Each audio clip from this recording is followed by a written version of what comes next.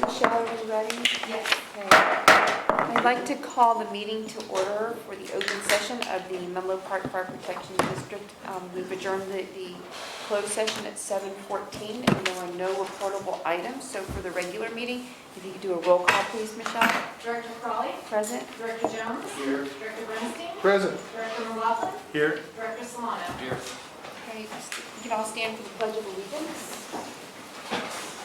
I pledge allegiance to the flag of the United States of America, and to the republic for which it stands, one nation, under God, indivisible, with liberty and justice for all. Okay, as I mentioned before, there's no reportable item from our closed session, so I'll open it up to public comment number 2. I don't have any public comment cards. Do you have any? No. I'll close public comment number 2, and then we'll go to item 1, discuss and set the time of adjournment. Michelle. So this is just something for you to think about if you'd like to pick a particular time that this meeting would end. You have the option to do that, and the meetings have gone kind of late, and so just thought that I'd put that option out there if anybody's interested. You would have to make a motion to do so, and that's listed under the agenda item 1 in your packet. So please discuss. Do we have a current time limit? I don't think. We don't, but a lot of, cities will put on the packet that the meeting will not go past midnight or something along those lines, so. Any thoughts? I think it's a great idea. I think it's worth exploring as a board. It kind of forces, it seemed like it would force us to focus on the item at hand, and then knowing, if we follow the protocol, typically what I read, the protocol is pretty much each board members will have at least 5 minutes to respond to an item that's on the agenda before the next, and then after everyone has had their 5 minutes, and the board member still wants to say something, can come back and say something. So, because I looked at that and I said, well, if there was a 90-minute type of time limit from the time we start, I mean, we would have to at least kind of hold these 15 items to about 15 minutes, no more than 20 minutes to kind of discuss in order to try to get through at a reasonable time. So I'm all for setting a time. And then if we have to go beyond that, the board just decided, hey, let's go. Yeah, make a motion to go beyond that time period. But I think we can do it. Yeah, I'll try not to talk, make statements. Chuck? Rob? Any comment? Well, We're just discussing. Robert makes a great point, but I also, don't want to limit questions and discussions from any of our board personnel either, or staff report. So I don't really want to limit that. Definitely for open transparency. And if it does go over, and we do a time limit, Michelle, can't we just make a motion to extend another like 30 minutes or an Correct. hour or whatever? It's amendable. Can we do something like Yeah. that? Yeah, Yeah. you can. Yeah. So You could set a goal, and then if it turns out that it's not even close, then you could have another motion to continue. Extend the time. Yeah, well, some of us, put in a full day even before we even get here. yeah. So It's a few of us exhausting. here. So I know after about 2 hours, 2.5 hours, it's a long day, just with this section. So Jim? I'd be in Oh. favor of that. Sorry. I think Robert makes some good points as well, but, given that we only meet once a month, I think sometimes we get into some other robust discussions of these issues, but I think they're important, so I think we can create kind of an administrative nuisance for ourselves by setting a adjournment time and then, having to pass a motion to exceed it. So I don't think I favor it this time. You don't favor it, or you I do not favor it this time, setting an adjournment time. Well, yeah, I think it's up to the board president to, in advance, so it's not rude, make sure we don't spend too much time on some of these formal kind of presentations and stuff that go on. I mean, those take a lot of time also. I think we need to get through our business, and we should. We can always make a motion to adjourn. And it might actually be a nice thing for the board president to check in around 11 and say, it looks like we could finish, or it looks like we'll have to be here another 2 hours. What would you like to do? And deal with it at that point.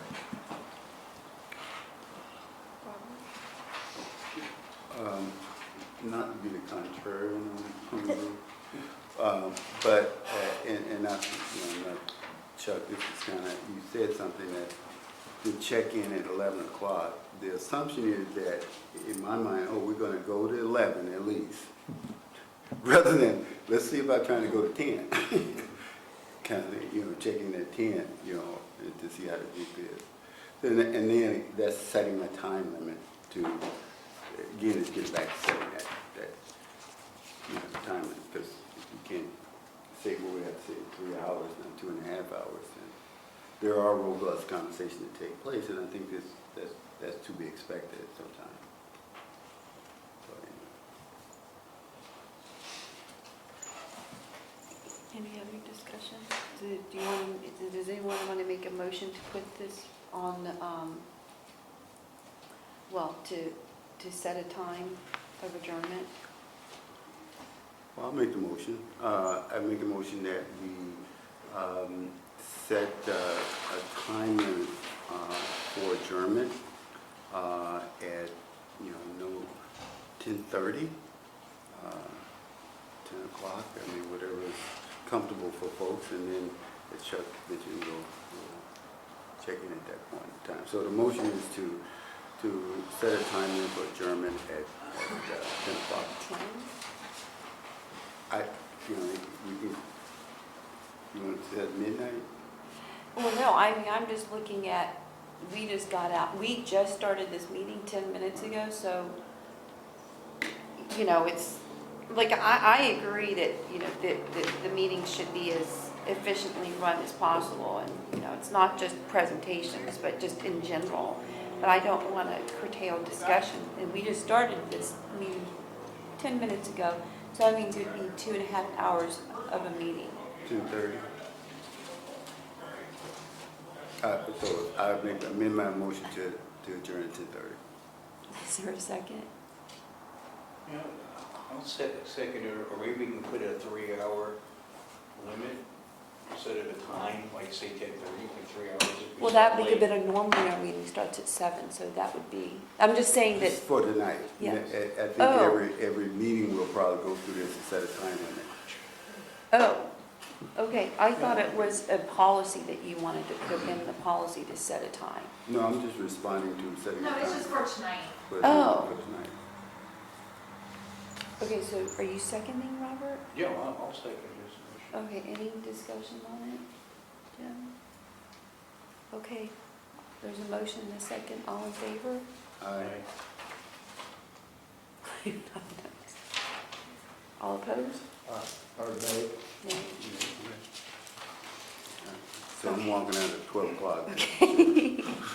Okay, we'll get, so the Menlo Park Firefighters Association Benevolent Activities Report, I don't have anything, do you have anything, Chris?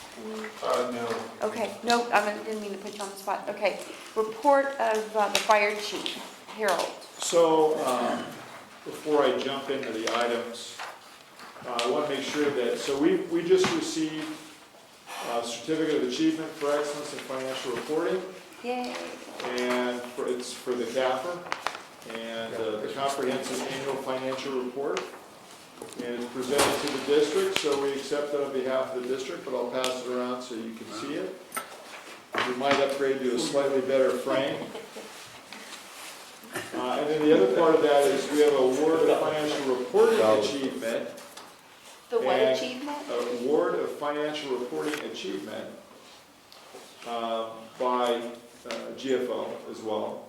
And it's for the Administrative Services Department. So for Kathy specifically, I wanted to call this out. Yeah, and her staff, obviously, but she's here. And congratulate her and for getting these awards.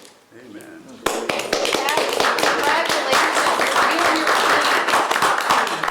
you. Thank you.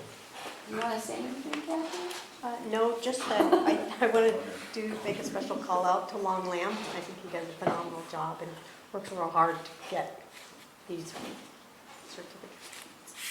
Please Awards. thank everyone for us on your team. Okay, I will. This is awesome. Thank you. Harold? Yeah. All right, so going into the, you have my report. I think the only thing that I need some feedback on, which is the city of East Palo Alto. As you know, I mean, the LRAD, we are not having a presentation tonight because, you know, we're still working on answering some of the questions from the committee, but we're almost there. So we could have a special meeting. The city of East Palo Alto has asked that this come before their council, which kind of threw me because I've been trying to meet with the city manager. So I talked to the city manager on the phone, I talked to the police chief on the phone, and they both said, quote unquote, ready to go, let's take it to council. Well, we're not ready to go until you guys have that meeting. But I didn't know if you wanted to give me some guidance on whether or not we were interested in a special meeting with the council, or we had our own meeting, but, you know, I just want to be able to give some feedback. So I'll turn it over to the chair. I don't know what to do with this at this point, or we can just bring it to the committee and discuss it, and I can tell them that we need to wait until that happens, or until next month when you have your next meeting, but it's completely up to you. So Harold, it sounds like they desire to have a meeting, is that Yeah, correct? they want this to go right to their What do you council. think, Robert? Jim, did you have a comment? Oh, Rob, did you have a comment? Whatever chief feels appropriate. Rob? This one threw me. Robert? Oh, Chuck? Yeah, I want to be careful here because as you said, I don't think we want jurisdictions deciding what it is that we're going to do. I think what we ought to do is have a plan, review the plan, and as a board, approve the plan. Once it's approved, we should send it to the jurisdictions that we want to work with and get them to say, yes, we'll accept that on this building. Or if we're asking for the use of another municipal facility, we'll give you 2 of these buildings, whatever it is that we're going to ask for. But I think the plan needs to be in place. And there does have to be some negotiation, because as you very interestingly point out, how this dispatch works is different in East Palo Alto than it is in Menlo Park and Atherton. And there's going to be some dispatching that's mutual, and we ought to figure out the protocol that we all agree on. And I think it's worth sending this to all of the jurisdictions when we have the plan. So, and let me add, all the other jurisdictions, and there's 3, I have meetings set up with all of them. There's 4 jurisdictions. Yeah, so, but for East Palo Alto, this is the only one where it was a phone call and let's go to the council. And the council, since it's political, that's not my purview, right? Those are other elected officials. That's why I bring it to you here on guidance, just because that's different than anywhere else I'm dealing with. It just seems like they need to know, are they paying for any part of this? Are they putting in the utilities? Are they supposed to, what is their role? And I think that's what they need to, and we don't know what that is yet. And I just don't think it's worth rushing it. I think this is political. It's going to raise a lot of questions, and we're not prepared to answer those questions yet. I concur with Chuck's assessment. I think it's the cart before the horse. Robert? I don't think it's, for me, I don't think it's political. I think it's a city manager and police chief, through a conversation with Chief Harold, is excited about having this particular device. And I think in terms of putting the cart before the horse, I think, I don't know how Menlo Park works. I don't know how Atherton works.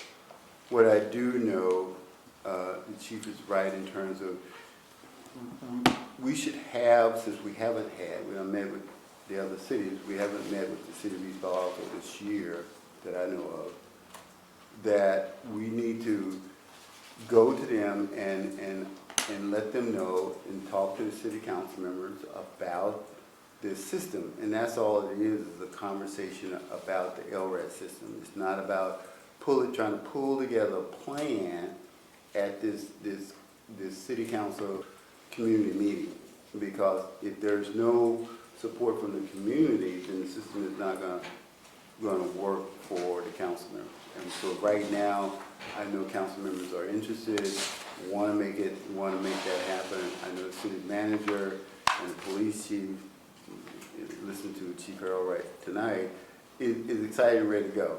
Because at some point, if it's way too long, and I don't know when this plan is going to be put together, if it's way too long, people are going to get disenfranchised. They're going to think that this is another one of these talking session that's going on with the district and nothing really happening. So I don't think this is a planning session. It's more of an informational session, gathering more support from the community as well as those council members who may be on the fence. You have any comments, Rob? Well, as I said, I would yield to what the chief feels is appropriate. I can see maybe the East Palo Alto Council and the police chief would want to be briefed. I don't know why the city manager chose to do the whole presentation from the city council. I'm sure that's his choice. But since it's going to be specific for them, you know, at least to get their input as to the device. I don't know about saying when it's going to be used or any of the guidelines, because it is a district piece of equipment, but to get their input would be appropriate. Typically the process, how things move along in the city, that there is an initial comment for the city council. There's generally about 10 minutes, 15 minutes, can stretch it a 15-minute presentation by the chief or whomever you want to designate. The council will hear it, they would thank him for it, and then they would, you know, if they're excited, they're going to want to hear more about it.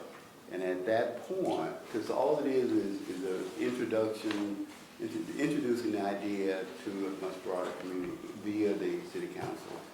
And then from there, they're going to go into detail later on. And that's where that plan come into play. But now it's just, that's one way. The other way is going, just having like we did last year, a city council meeting. And it was talked about, but there was other things that was talked about at the same time. Yeah, that was the joint meeting. That was a joint meeting. So. Yeah. I would just say, if this is strictly an informational briefing, you know, to the city council, then fine. It was, the way it's worded, it sounded to me like they were looking for some commitment from us, or that they were ready to purchase and install equipment. I don't know what's going to come up.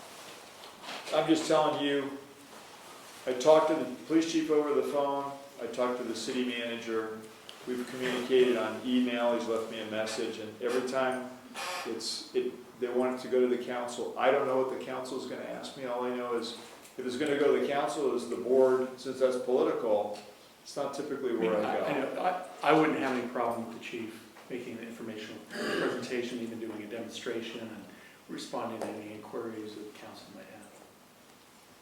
Chuck? Well, I agree with that as well. I just was concerned that if we do this formally, two things. One is we had a guy at the last meeting who seemed to have some reasonable knowledge, who talked about the hearing threat that this represented.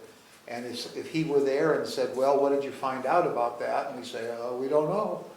I don't think we look very smart. Secondly, when the people who live on the west side say, when are we going to get this? And we say, oh, we don't know. I just don't think we look intelligent, and I'd like to have that knowledge. Now, in terms of briefing them on the system, I have no problem with that at all. But this sounded like they wanted to vote on it and say yes, and I don't know what they're saying yes to yet, and they don't know what they're saying yes to. That's what concerns me. I think sometimes you have to introduce the idea to the individual, and at that point, they will figure out what they need to know more. And I think if we never introduce the idea, we never know what people want to know. And so this is letting people know what we're considering and find out what they want to know. I agree with that, especially since they have a new city manager too. It'd be kind of good for them for him to see us too as a fire board and know that we're one team and that, you know, we want to work with them too. So, So what would you like me to do? well, I think that there's probably some consensus that we set up an informational kind of meeting to talk about the system. A meeting of the chief or the meeting of the board? Of the board. Is that what they wanted? That's what it, They want to go before the council. for you to go before the council, not the board, or how, what did? They said they're interested in this item, they wanted to go, this is the city manager talking. He thought it was important enough that he wanted to go before the city council. A presentation from you? I'm assuming that's what he wanted. Okay, well, that's, so, I mean, obviously, it's not a joint meeting that he's requesting. No, I mean, the only thing the reason I brought up a joint meeting is because we're getting to that time where it's gonna be just about a year since we had our last meeting, so if we wanted to wait, because to Director Bernstein's point, the other thing is we haven't presented back to you either. So I'm kind of going in, I'm not gonna say unprepared, I think we're always gonna be prepared, but I don't know which way the board is moving yet either, so. Well, when did they want to have this meeting? As soon as this month, he already tried to make it before Tonight. the last meeting. I'm like, well, I'm definitely not ready for that. Well, I mean, if we have more information at the November meeting for our board meeting, would it make sense to have it after we have the information presented to our board, which would be after mid-November? Or do you want to have a special meeting I mean, I don't know what their timing is, I guess. When is their They meeting meet anyway? the first and the third Tuesday? Tuesday of every month Yeah. tonight, so that's And good. he's requested for the last 2 meetings that we be there, Oh. which again is kind of unheard of. I didn't anticipate that. How's that? So their next meeting is November 5th.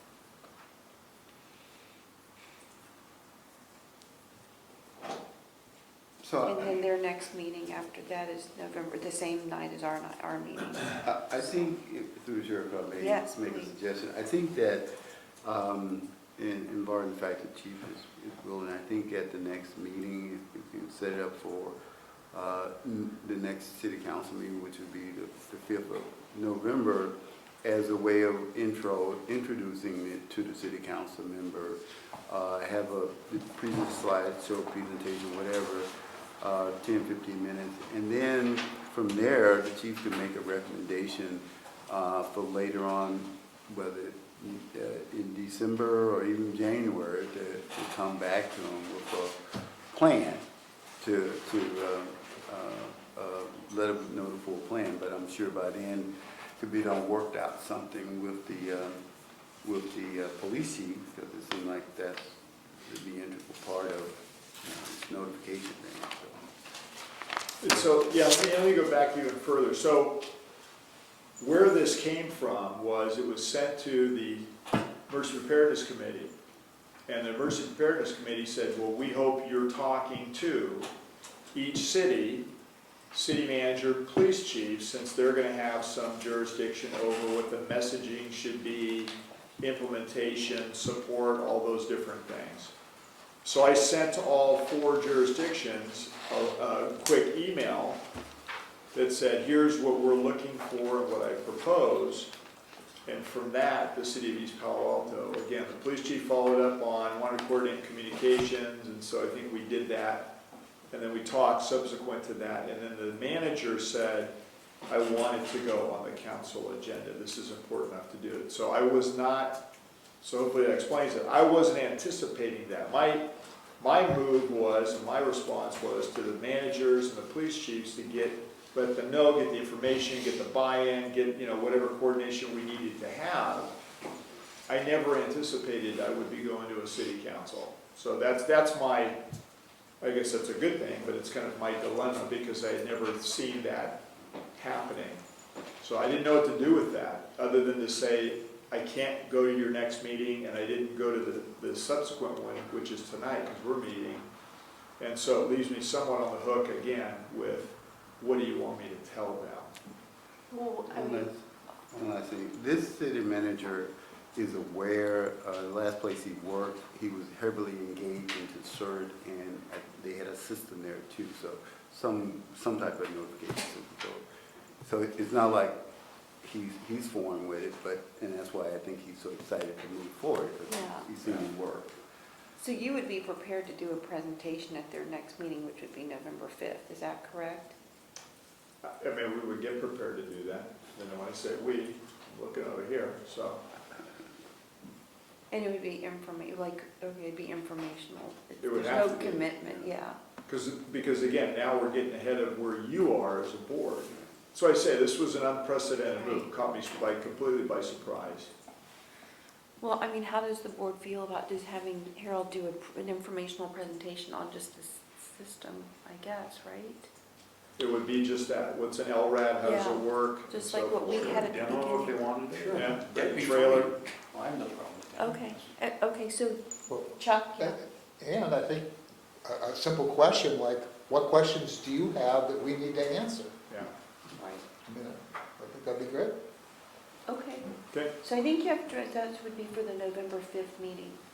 I think that's Now, the first Director two. Jones raised, I believe it was him, raised a good point, which is, so at least I believe 2 of you out of the 5 had not been to the joint meeting. Rob wasn't able to make that one, but, I don't know if you want to have another joint meeting as we get back into that cycle of the 2 meeting together. I'm not proposing it for this, but I thought that was a good point that was made.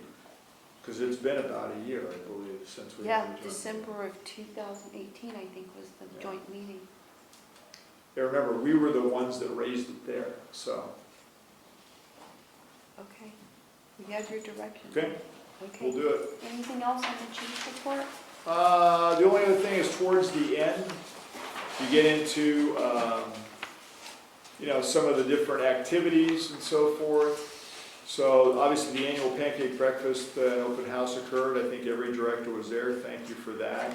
Great job again by, the staff that put it all together. John's here. Obviously he's got the longest standing involvement with the pancake breakfast, 19 years.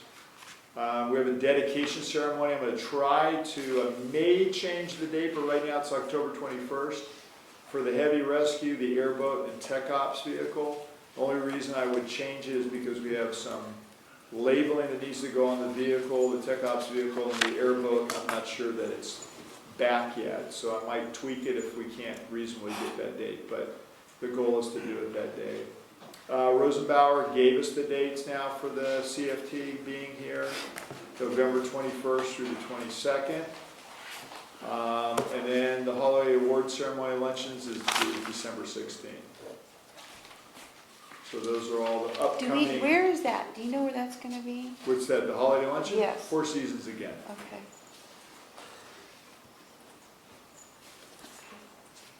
Any comments or questions for Harold?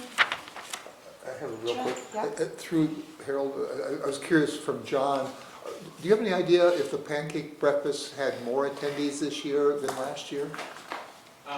We were the same as last year, which is down a little bit actually from our kind of historical numbers.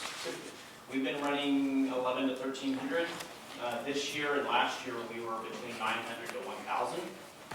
That's I'm gonna say in part because we actually were competing with Fleet Week, Yeah. the Half Moon Bay Pumpkin Festival, San Carlos, I think, has a street wine festival, and there were a couple other pancake breakfasts, so No, I we're think competing with a lot on the dates of this year and last year, and I think that just brought our number down, but again, to me, 900 is actually a very comfortable number for us, quite honestly, where once we hit over 1,000, we're really starting to push ourselves, just in occupancy and stuff, but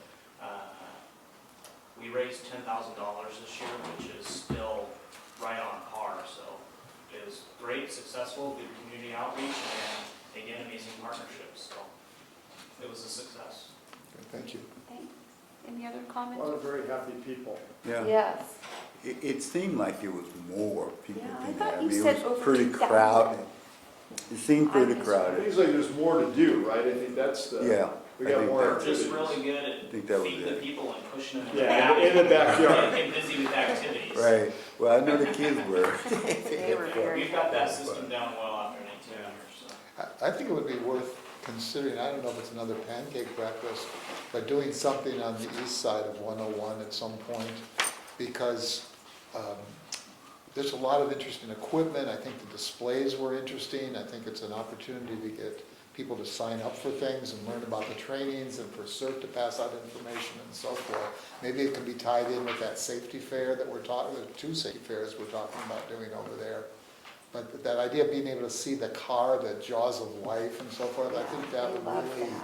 be great for that east of 101 Well, community. to John's point, I mean, the good news is with the new station, you follow the same format, you funnel them in through the front, and push them back out the back end into the street, and then that's, you know, the end of the experience, right? But in between, they get a lot of good stuff, so.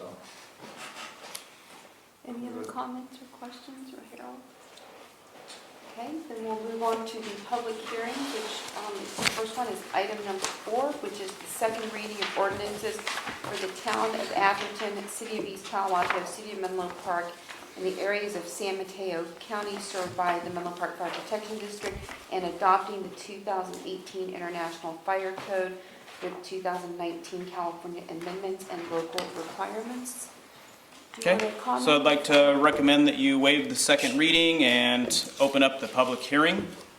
Okay, I'll open it up for the public hearing now. Are there any members of the public? I don't have any comment cards. You don't either, Michelle? I've received none myself in my office. Okay, so then we'll close the public hearing. So we don't have to, there's no action that needs to be taken. Not with that. So now Which is it's for you agenda to item. consider and adopt the ordinances. So just so you're aware, Well, there hold is, on, John, so we're Yep. on item 5 now. yes. Right. So now it is to consider and adopt the ordinances now that they have gone through their readings and open public comments. There is one minor change that did occur, and again, it was very minor. The town of Atherton's legal team went through the ordinance and asked for 2 very minor changes. One is to remove town of Atherton off the heading, and then we added a whereas right on the front page, which it adds, whereas the town of Atherton agrees to ratify and implement this adoption by reference. So that was a request from the town of Atherton legal. Other than that, everything is the same with all of the ordinances. And again, I have for each of the specific town and cities a chart that shows all of the additions, modifications that occur with each of the codes for this year, and a standards and guidelines manual, of which I have added a new landscape maintenance document into there. No major changes. They are very minor, of which I will be able to answer those questions at each of the respective city and town councils. I will actually be at the town of Atherton's council tomorrow night with the building official presenting the new building codes and the fire code at this time. Okay. Any questions? Chuck? I just wanted to ask, do we formally have to waive the readings? I think we should. I just know if we had to do it formally. We have to make a motion to waive them? You're waiving the reading and adopting the ordinance. We can do those 2 actions in one motion. Okay, thank you. I'll make a do you wanna motion, make I'll a make a motion motion? that we approve the 4 ordinances, the 4 of them, right, in item 5? Yes. And waive the readings. Is there a second? Second. Okay, any further discussion? Any questions? Yeah, Rob Solano seconded. Okay, all in favor? Aye, so the motion carries. Thank you, John. And so we'll go to item 6, which is the second reading of the Menlo Park Fire Protection District ordinance adopting by reference the 2018 International Fire Code with 2019 California amendments and local requirements. So this is I'll open that up to the public hearing for item 6. Do you have any? Yes, and I have no comment from the public on this, and again, this is the non-building standards items for our district as a whole. And I don't have any public comment cards. Michelle, do you have any? I do not. Okay, then I will close public comment. No action taken on that right now.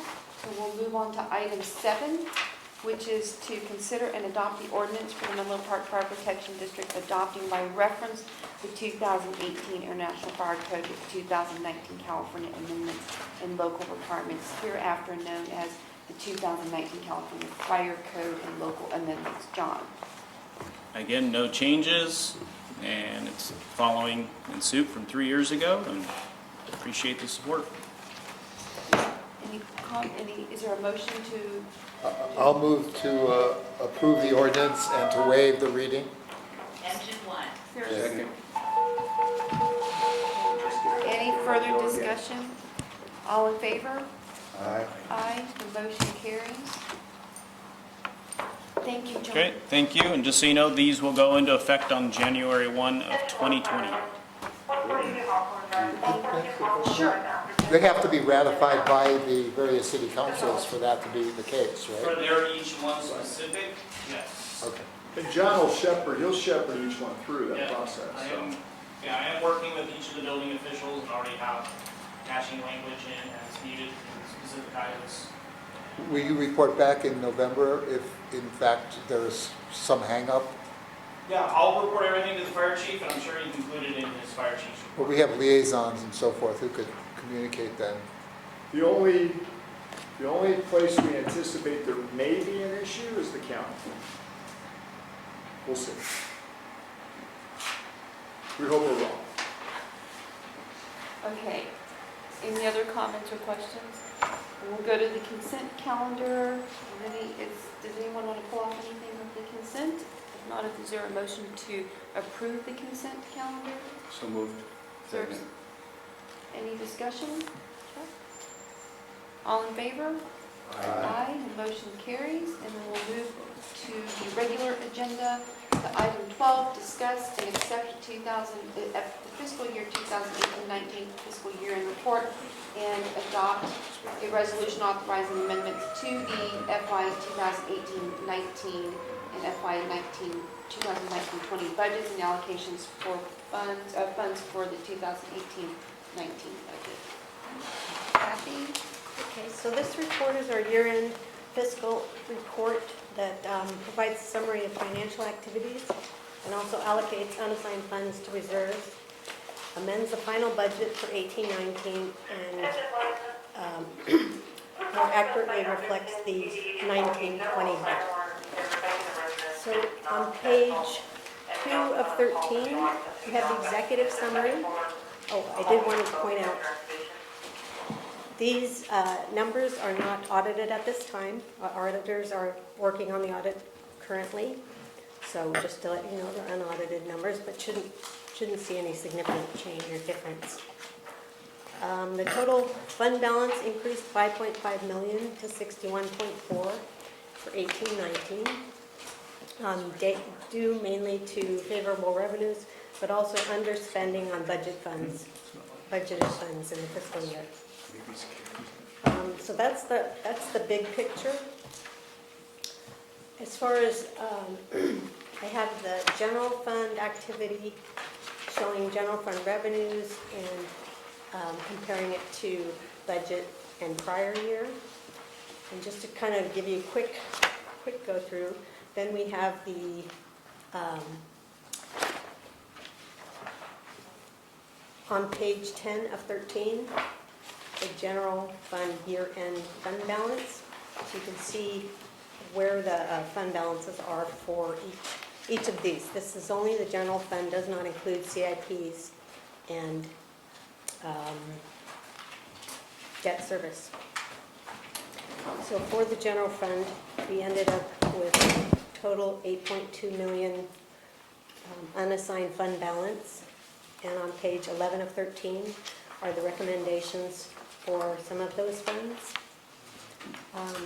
We're recommending that a total of $548,000 be carried forward as encumbrances, and using those unassigned fund balances. Those were purchase orders that were opened in 1819 and were not completed by the end of the fiscal year, so we want to carry those forward. That was $548,000 of that. I wanted to point out that in the last few years we have been replacing apparatus and rolling stock. And so, let's see, we had fire engines, fire truck, and rescue vehicle. Oh, sorry. Just this number 2 is talking about how costly they are, and that we have an amortization schedule to replace and a replacement plan to guide the replacement of them. We're not quite done with them. We did receive about 3 different apparatus. I have it in here somewhere in this report, but Truck rescue engines. thank you. Thank you. Yep. Okay, those were paid for actually in 1718, expensed in 1819 because that's when we actually received the apparatus. So we're trying to keep track of amortizing those and putting funds in there as a reserve. So we're watching that fund for that. We also have the goal of paying down the fire district's CalPERS unfunded actuarial liability. We made a payment, in addition to the required payments, we paid $4.7 million to lower it. We're also recommending that of the 8.2, 3.6 be set aside in the future PERS payment reserve to put towards the UAL. Is that from that 8 million? Of the 8.2, yes. Yeah, because that's, Let me just ask, Sure. is that in addition to Yes. what we're reserving? Okay. Yes, in addition to the budgeted funds that are Which should be another roughly 4 million. 3.5, Yeah, but 3 something like that, Yeah. 3.5, 4 million. yeah. Okay, the next section of this report looks at capital improvement projects fund and talks about the expenditures and what the recommended actions are for this. Recommended that 3.5, or basically 3.6 million of the 8.2 be transferred to the CIP funds to put towards the funding for station updates and rebuilds. And we've got Station 4 is the current one that we're looking at, or that we're working on, and so we would like to put that straight to that fund to help pay for that. Also recommending 200,000 of the unassigned funds to be transferred to the CIP fund for the solar installation for Fire Station 6.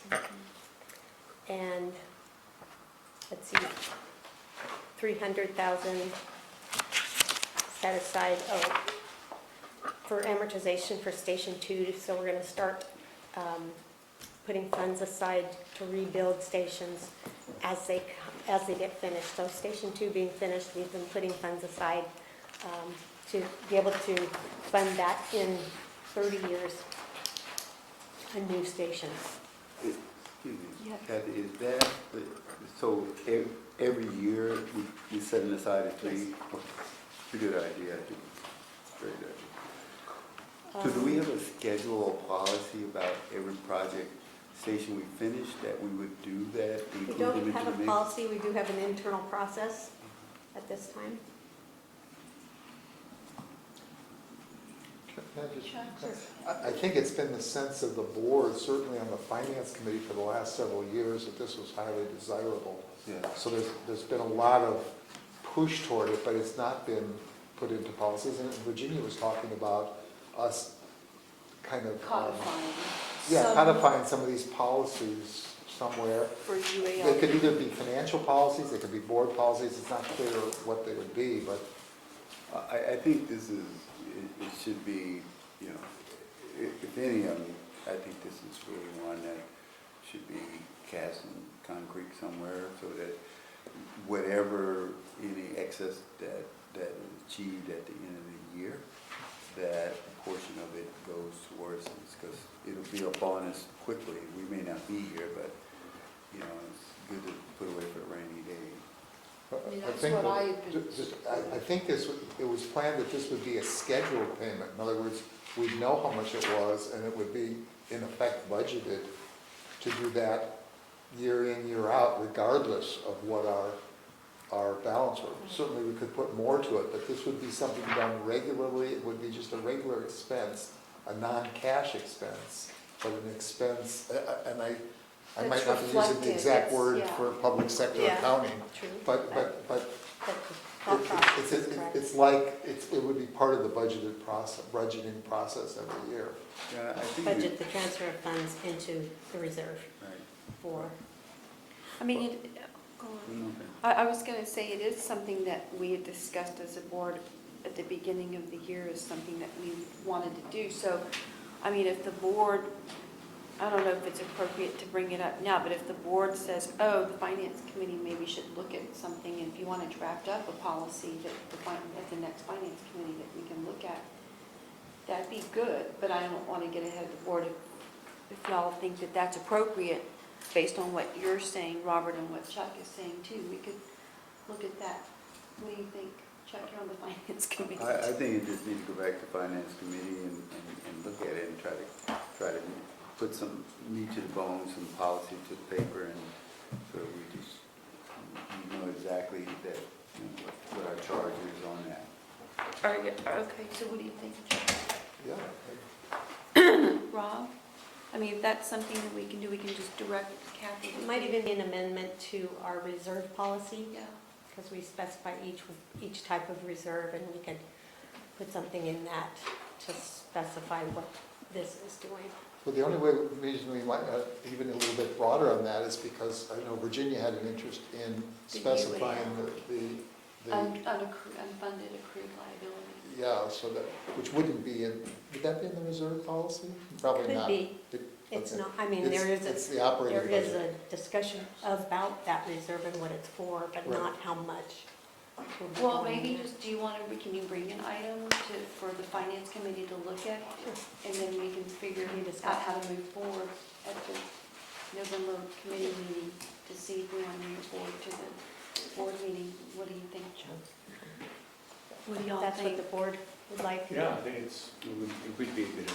refer to the finance committee. Yeah, for now, but I mean, to Yeah, just I- get it flushed out there and then bring it to the board for further flushing out. I think that's a good approach. Okay. Just a quick Sure, technical sure. question. Sure. What's the technical name we're using for this reserve? Are we calling it depreciation? Or we're just gonna call it a reserve for? Reserve in, it's Capital in the improvement. CIP reserve under Station 2. Okay, but we're not using the term depreciation. But I mean, we can talk about that in the finance committee too. There's probably an accounting reason for Yeah. that. Oh, So- yeah, that's true, that's true. Okay, any questions? Okay, One Robert? last question, Kathy. I think it's fantastic. I think I'm understanding this a little bit more. A whole lot more since you put this together. One of the questions I had, it was regarding the, let's see if I find my notes. It's regarding the term that was used in terms with the capital improvement project fund. In your What notes, page are you on, Robert? page 128 of the Oh, okay. lower left-hand corner. And it talks about, So it's page 2 of 13. yeah, 128. if you Yeah. look at the lower left-hand Yeah. corner. Development contribution, and I noticed that it's part of this number but it's not kind of separated, is there? It is actually separated. Yeah. If you look at the, Somewhere here? oh, yeah, you'd have to look at the treasurer's report, we'll show it. Oh, So that'd be page 97, 97? Yeah, because the treasurer's report was in this, up in the the front consent with calendar. the consent items.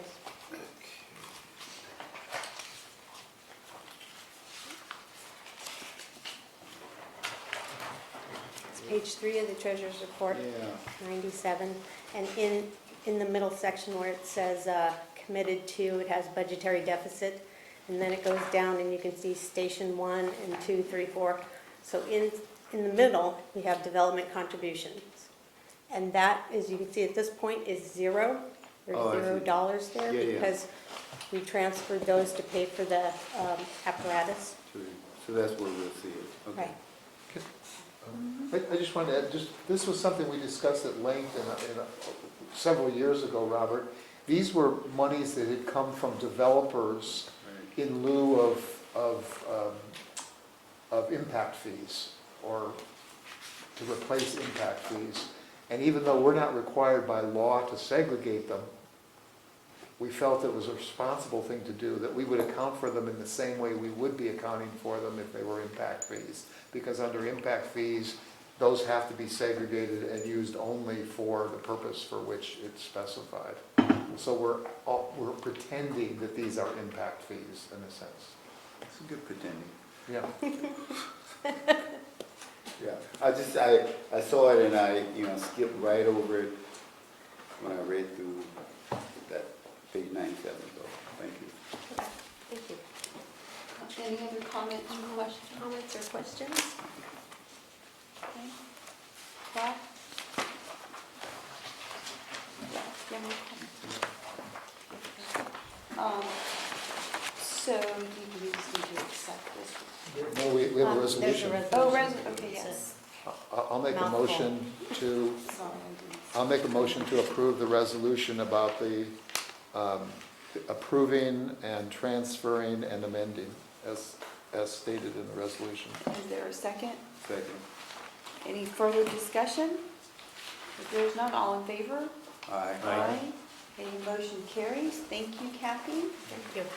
And then on to item 13, which is to consider and approve a resolution authorizing the fire chief to execute a contract with RRM Design Group for a district-wide space needs assessment in an amount not to exceed $200,000. Harold? So we went back to the vendor based upon this item, going back to the committee and making some refinements into the number of actual stations and so forth, and what the scope of work would be. So essentially, the scope has changed slightly because it no longer addresses individual fire stations, which would be addressed by the architect and the station design team and so forth. So we eliminated those that we thought would not need to be part of the space needs assessment, and we left in everything that we had put in before that we thought was relevant to a space needs assessment after meeting with the committee. And so now it's at the board and it's been refined. Price is down a little bit, not as much as we would have hoped, but still it is less than it was before. And I think the report pretty much speaks for itself. I don't think we haven't not discussed all the elements of this before. So. Any discussion, Chuck? I have a question. I know it was kind of a sense that we didn't want to get into the design of stations and the staffing of stations and the numbers of people of stations, because that's not necessary. Right. That really wasn't seen as necessary. But stations do have other functions on them, like storage and things like that. Will this address the non-suppression aspect of the station properties? Yeah, I think it will. I mean, again, each station, there's assignments to individuals. Historically, we have projects that move with them, like we have boxes that we would send to a station that would, be there. But I think we'll cover it all. I mean, Let's take Station 77, for example, that has maintenance facilities and... But that's in here. That would be in the study? Right. Yes. Okay. Yeah, but we exclude like a station 4. It's going to be we're still in the design, we'll finish it. We didn't see a need to include that. That's being handled by a professional architect and so forth. So Station 5, why would we, it's a postage stamp firehouse. It's the only one we haven't bought the property next to. It's in a problematic neighborhood when it comes to traffic control. So there's really no benefit to including that, so we excluded that. And then there was a couple others that were in 2, 4, there. 5, and 6. Yeah. It 6 we just built, we're not gonna change that. I mean, we just got it done. just seemed to me, and I can't judge it, that's why I'm asking your opinion, to eliminate something that's critical for saving $13,000, that just seemed like perhaps penny wise and pound foolish. Yeah, I mean, well, that was remember, this was a split vote to go back to committee at the time, because Director Solano was not here. So, it went back to committee, the committee worked on it, this is what they came out of committee with, so it's not even our staff recommendation. We just basically put it back together and ended up going to the vendor seeking a better bid price. My only concern this time, and I probably should say it, I should have said it last time too, but the vendor's been very patient. They've been very reasonable to deal with. And, I wouldn't want, if you're either going to do it or not do it, I wouldn't want to stretch it out any further, would be my point. Because they've been pretty good thus far with the explanations of, it's still in process and we're not there yet. So, but the timeline has changed too, because it's, pushed out from what it was before. Jim, do you want to comment? No, Chuck's question addressed the issues that I had. I'd like to hear from the committee, though, in terms of, was this a compromise, or do you feel like this will get everything done that should be done? No, I think we talked about, was there a need to examine a station that had just been built? And I think, you specifically asked about 77, and that was a concern of mine, because there's a station there that has those, ancillary facilities as well. I wanted to make sure that we were capturing, any space needs attached to those things, and I'm satisfied that they are. And I wouldn't call it a compromise so much as more of a focused approach here. And Harold thought that if I remember correctly, you also thought that it was, this scope was reasonable and that it can make some sense to move forward with what we've got here, which is, I don't know, that's what I remembered, and that's one of the reasons that we thought we'd recommend moving this forward to the board with this more focused area. Kathy? I think part of it was that the new stations, you had talked about having professionals looking at these things, architects, engineers, things like those people, and that's exactly what goes into the process on a new station. Yeah. I think it's part of the discussion. Yeah, It's kind of double duty. redundancy. Yeah. And so this reflects all of the, I guess, removal of the redundancy is probably the best way of putting it. Well, and it addresses, to the point of the larger facilities where we've purchased additional land or it's the warehouse. So for this station as an example, we have an acre, of land that's around it. So, the opportunity to do different things here is greater than a station 5 where you can't. So, 77 is another good example of that, where we have functions that are there and more property to do things. The smaller stations, again, that either were just built or small and, don't have a beneficial purpose like that, I think that was a good refinement in terms of, what was more realistic to deal with all the other facilities where you could move things around or you could really make changes. Those other ones, you really either cannot, or it's just been built, or it's in the process of being built. So that was all considered already. Any other questions? I want to thank the committee for looking at this, because I've been in opposition to, for the most part, going back and repeating what has already been done, and to come up with just focusing on those sites like Station 1, 3, and I assume 77, to focus on those and kind of to accomplish this whole need assessment of what is really, because we struggle with Station 1. We've been going back and forth with what we need to put in it, so it's kind of a ideal time to kind of really put something concrete. Only, thing that I'm trying to wrestle with now is that, we started out with 110 and now we're down to 200 and we lost by half the stations. I'm trying to figure out, what's the, maybe I'm missing it somewhere. Switch. Where is the justification for 110, 210 or 199 versus something a little bit more less than that? Maybe I'm thinking in terms of apples to apples. You throw away one apple, you got another apple, and it costs less, So let me just remind you too, this was in the interviews, this was the least expensive bid. And we've now advertised what all the other bids were, which they weren't aware of it when they bid it, right? So, through full disclosure, those guys now know what everybody else bid, and they know that they were the least expensive, but I gotta say, they were the best to deal with and had the best presentation, so I don't want you to think like we're getting some sort of, cheap bargain basement, that was not valued. Amazingly, the most expensive bid had the worst presentation and actually overall, I think the worst report. So, and that was $360,000 if I'm not mistaken. So, the benefit of coming back is it's refined and it's changed. But maybe not as big a benefit as the vendor got to look at all the other paperwork that was never divulged before and understand that where they were in price point compared to others. That's called public process. Right. So I'm prepared to move forward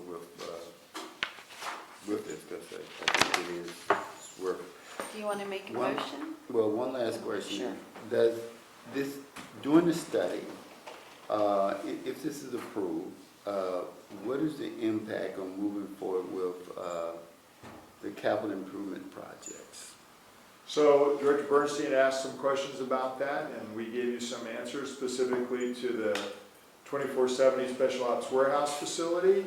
And there's still things that we think we should move forward with, but those are specific to security, operations, safety, and so forth. We're not making any major changes, which would be the seismic, the re-roofing, all those other things that have been proposed. And that's in that report that will outline that as well. That's a fair question. Chuck? I just wanted to ask about Station 5 for a moment. I think this is not the place this will be dealt with, but in terms of the standards of cover study, they're going to be looking at location and ideal locations and so forth. Right, and they'll give you times and everything else. And when do we expect to have the standards of cover study? Good question. We'll look back at Jim. I don't know what Manny has said. SOC, and when they're going to be done, do you know? I think his goal was before the end of the year. Yeah, Before the end of this year? that was the goal. Okay, so even if it's delayed a couple months, these two studies are going to come together about the same time? Yeah, and I would say, and look, I'm not going to pull any punches here. That's an undersized station in a problematic neighborhood. That hasn't changed. So neither one of these reports, other than maybe the SOC, will address response times.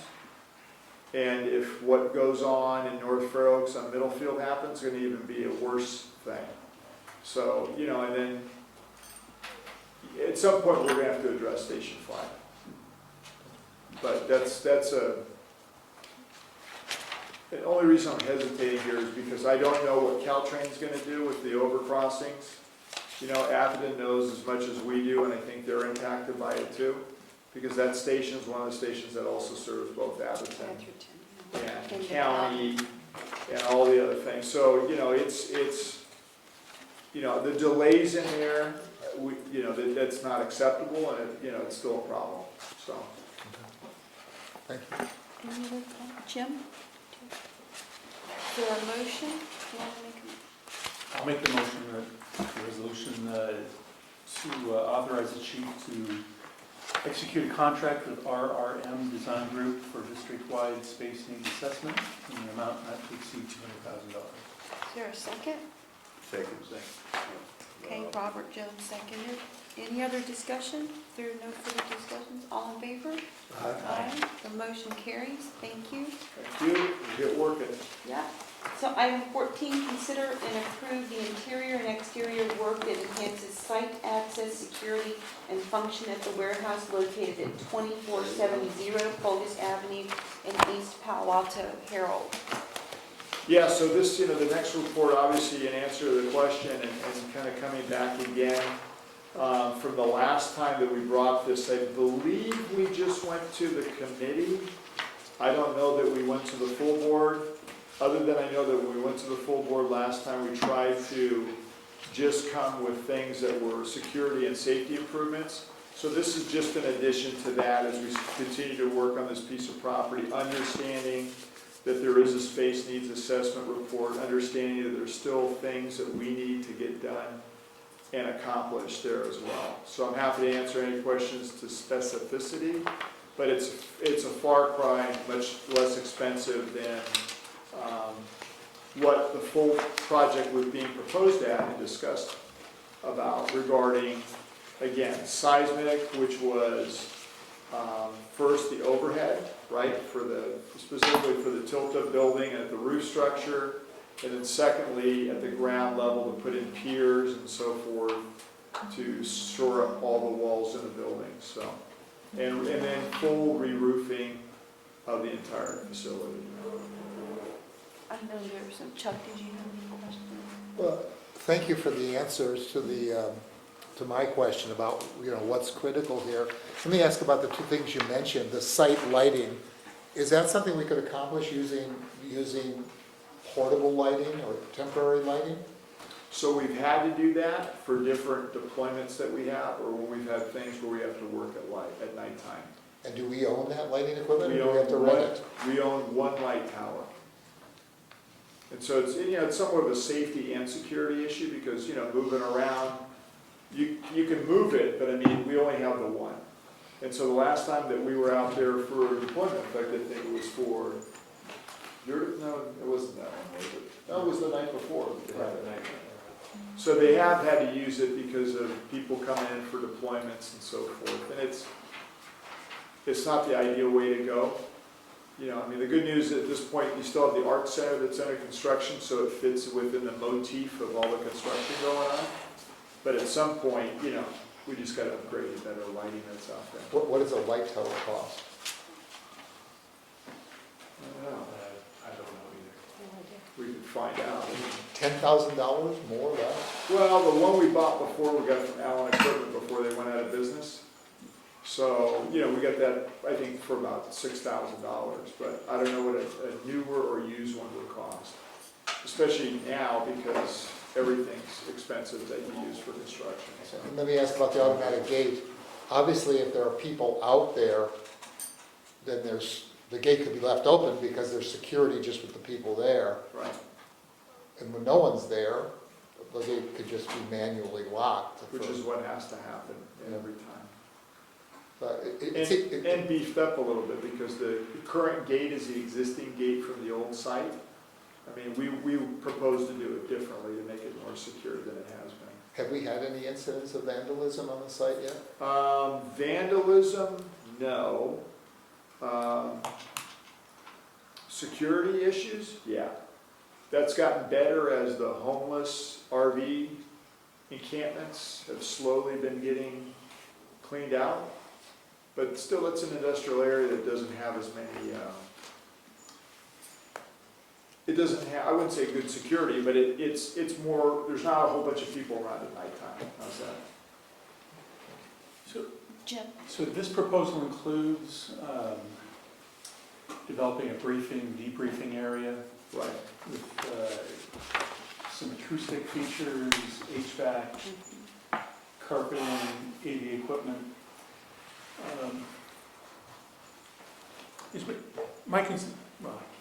I should ask, how many times a year is there a need to conduct briefings, debriefings with the task force? So they do training and meetings there all the time, and we've been using that. So that actually was the first thing on the list that we were going to fix and started out there. If you've been there for a deployment, you've seen it. We stopped because of what we thought was going to happen next was the seismic.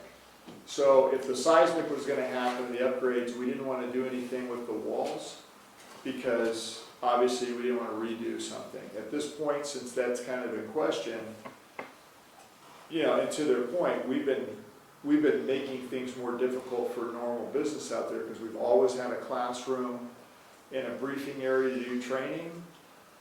When we were at 1376 Willow, before that, the facility before that, all the way back to Station 77 with the second floor room and classroom that we had there. So this is really actually the only first facility that we've never had that capability. And we started as it being priority one, and then once we got into, well, if we have to make this change, then why would we do this now?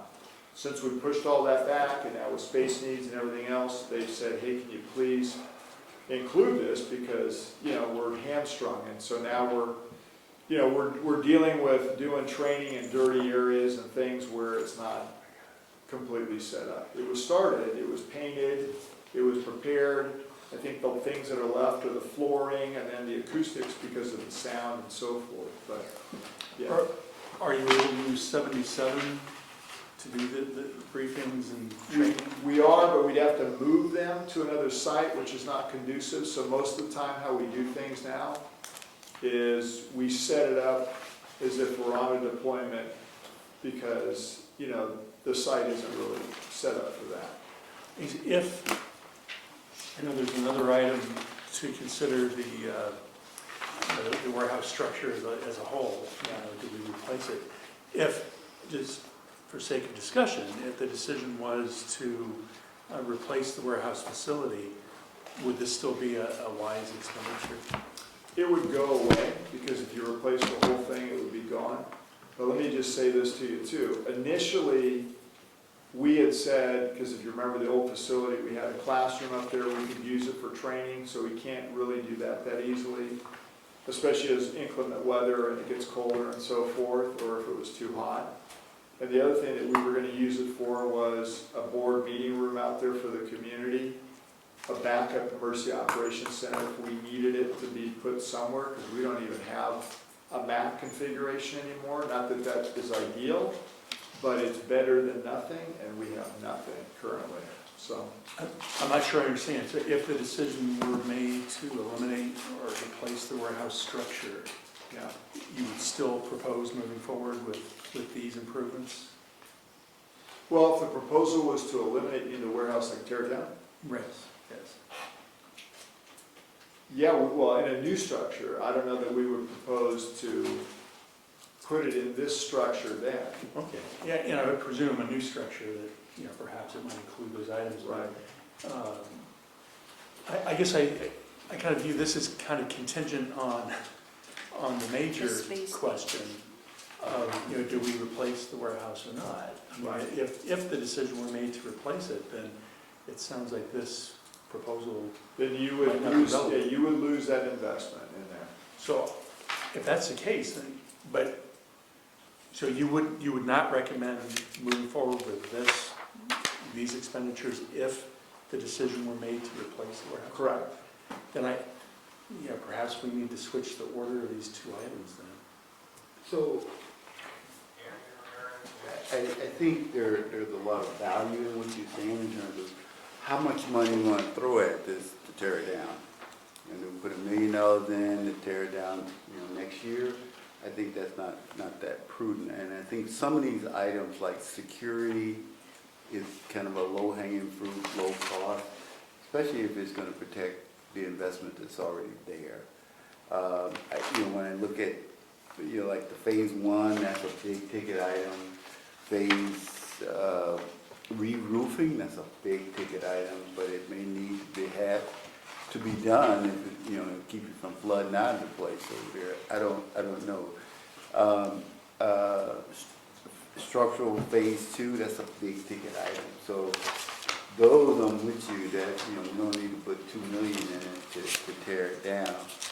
But I think that if I heard you correctly, Chief, you're saying that there are safety issues, there are security issues that lighting and an alarm is paramount, whether we stay there, next 24 months or not, that needs to be done. So I guess our broader question as a board, are we gonna keep the structure? If we say, the board say, yes, we're gonna keep the structure, then we need to bring it up to where people can live there. And, In my mind, that's kind of the threshold issue. I mean, it puts you on very different paths. Right, Yeah, so so exactly. to kind of piggyback off of what both of y'all said, so Harold, let's just say that let's just take this scenario, we're gonna scrap it. What would you need? So Even this- if let's say we scrapped it, I mean, you probably still need something. Yeah, from this is what a would you need? function question more than it's a safety or a security issue. So, and if you noticed, it wasn't in the last report because we went to the guys that work out there and said, what do you still need? And the answer was, well, we've been waiting for a long time because of this whole seismic and other thing. This was where we started. And I said, yeah, that is where we started. That was going to be the first thing that we got done. And so we got it painted, we did all these different things, and then we stopped because we weren't sure what was going to happen with the seismic.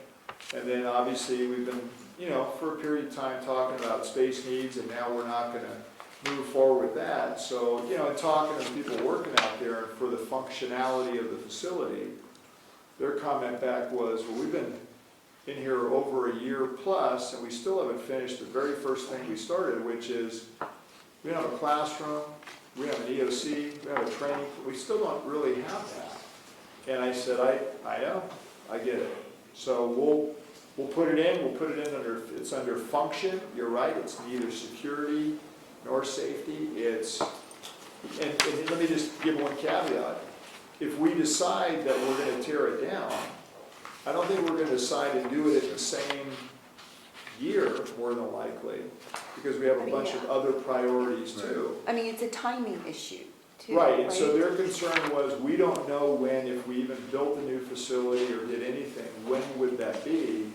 So how long are we gonna be essentially at a disadvantage with having a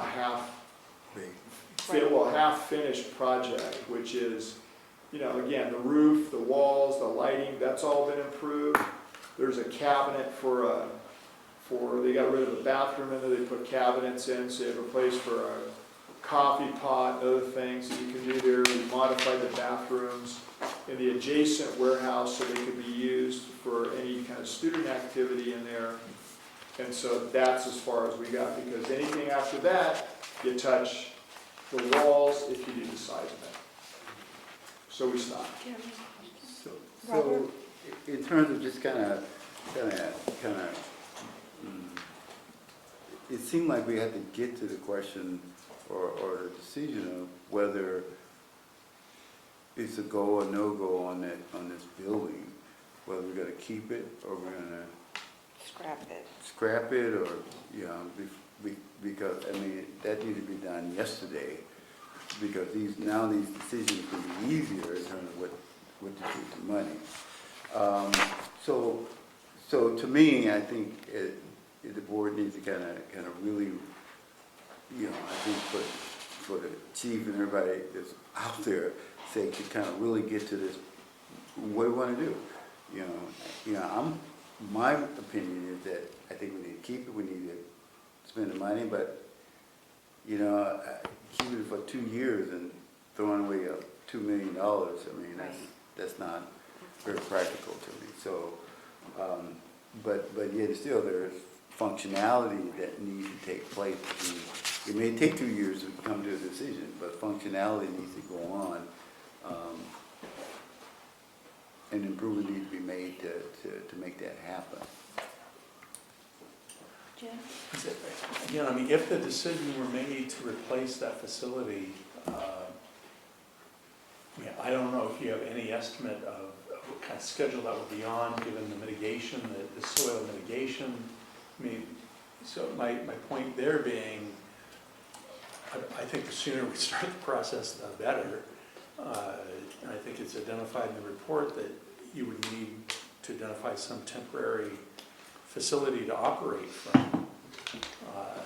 Presumably that temporary facility, you would look for one that included, classroom and training facilities and those other needs that you have. But I do think, I think we need to do some value assessment here.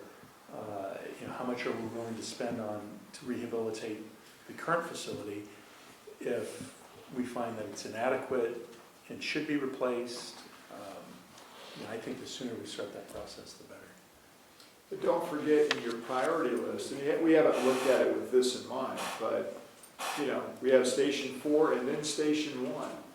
So that's the order. The board's never changed that. So, when I became the chief, I know we were working on one station, this one, and ultimately it's ended up at the end of the list because we decided to look at all 4 facilities that were well over 60 to 70 years old. So the firehouses were the priority. And then to go back on that, this station and the training facility was actually at one time priority number 1. The problem was we didn't have the space for it. So now we do with the land acquisition. But in my mind, I don't put the warehouse in the same realm as the stations. I wouldn't suggest reordering the priorities for the stations. I don't know what your thoughts are, So Chief. then These it could gets happen down in to- parallel. Then it gets down to funding, right? So in what order, the stations, the reason it's taken the period of time that we have is because we have a certain amount of available funding. Right. We're almost there for Station 4, we're on that road for Station 1, but we're not there for what we had envisioned at the time. Now, that may change with the space needs assessment, but, we still have to start Station 4 and complete it to some degree before we could start Station 1 if that's still the priority. In the mix somewhere in there too, as we all know, has been this discussion about Station 77 and an alternate, and then the warehouse. So my point is, it's all money, you got so much coming in and so much can go out. So I didn't see the warehouse high up on the priority list before fire stations. So, If we ultimately need to rebuild it, that's probably gonna be down the road a little bit. so in the scheme of things in terms of timing, if it's Station 4, 1, and 77, the warehouse would kind of be at tail end of Right. that process. And the timing, if I may be presumptuous, I don't know for sure, but we may be looking at, if all the stars are lining up, that's probably 6 years, 7 years, maybe more down the road. Well, It's been 10 and 11 years to get Yeah. 2 stations done. yeah. So There was a recession in there too, But, so. yeah.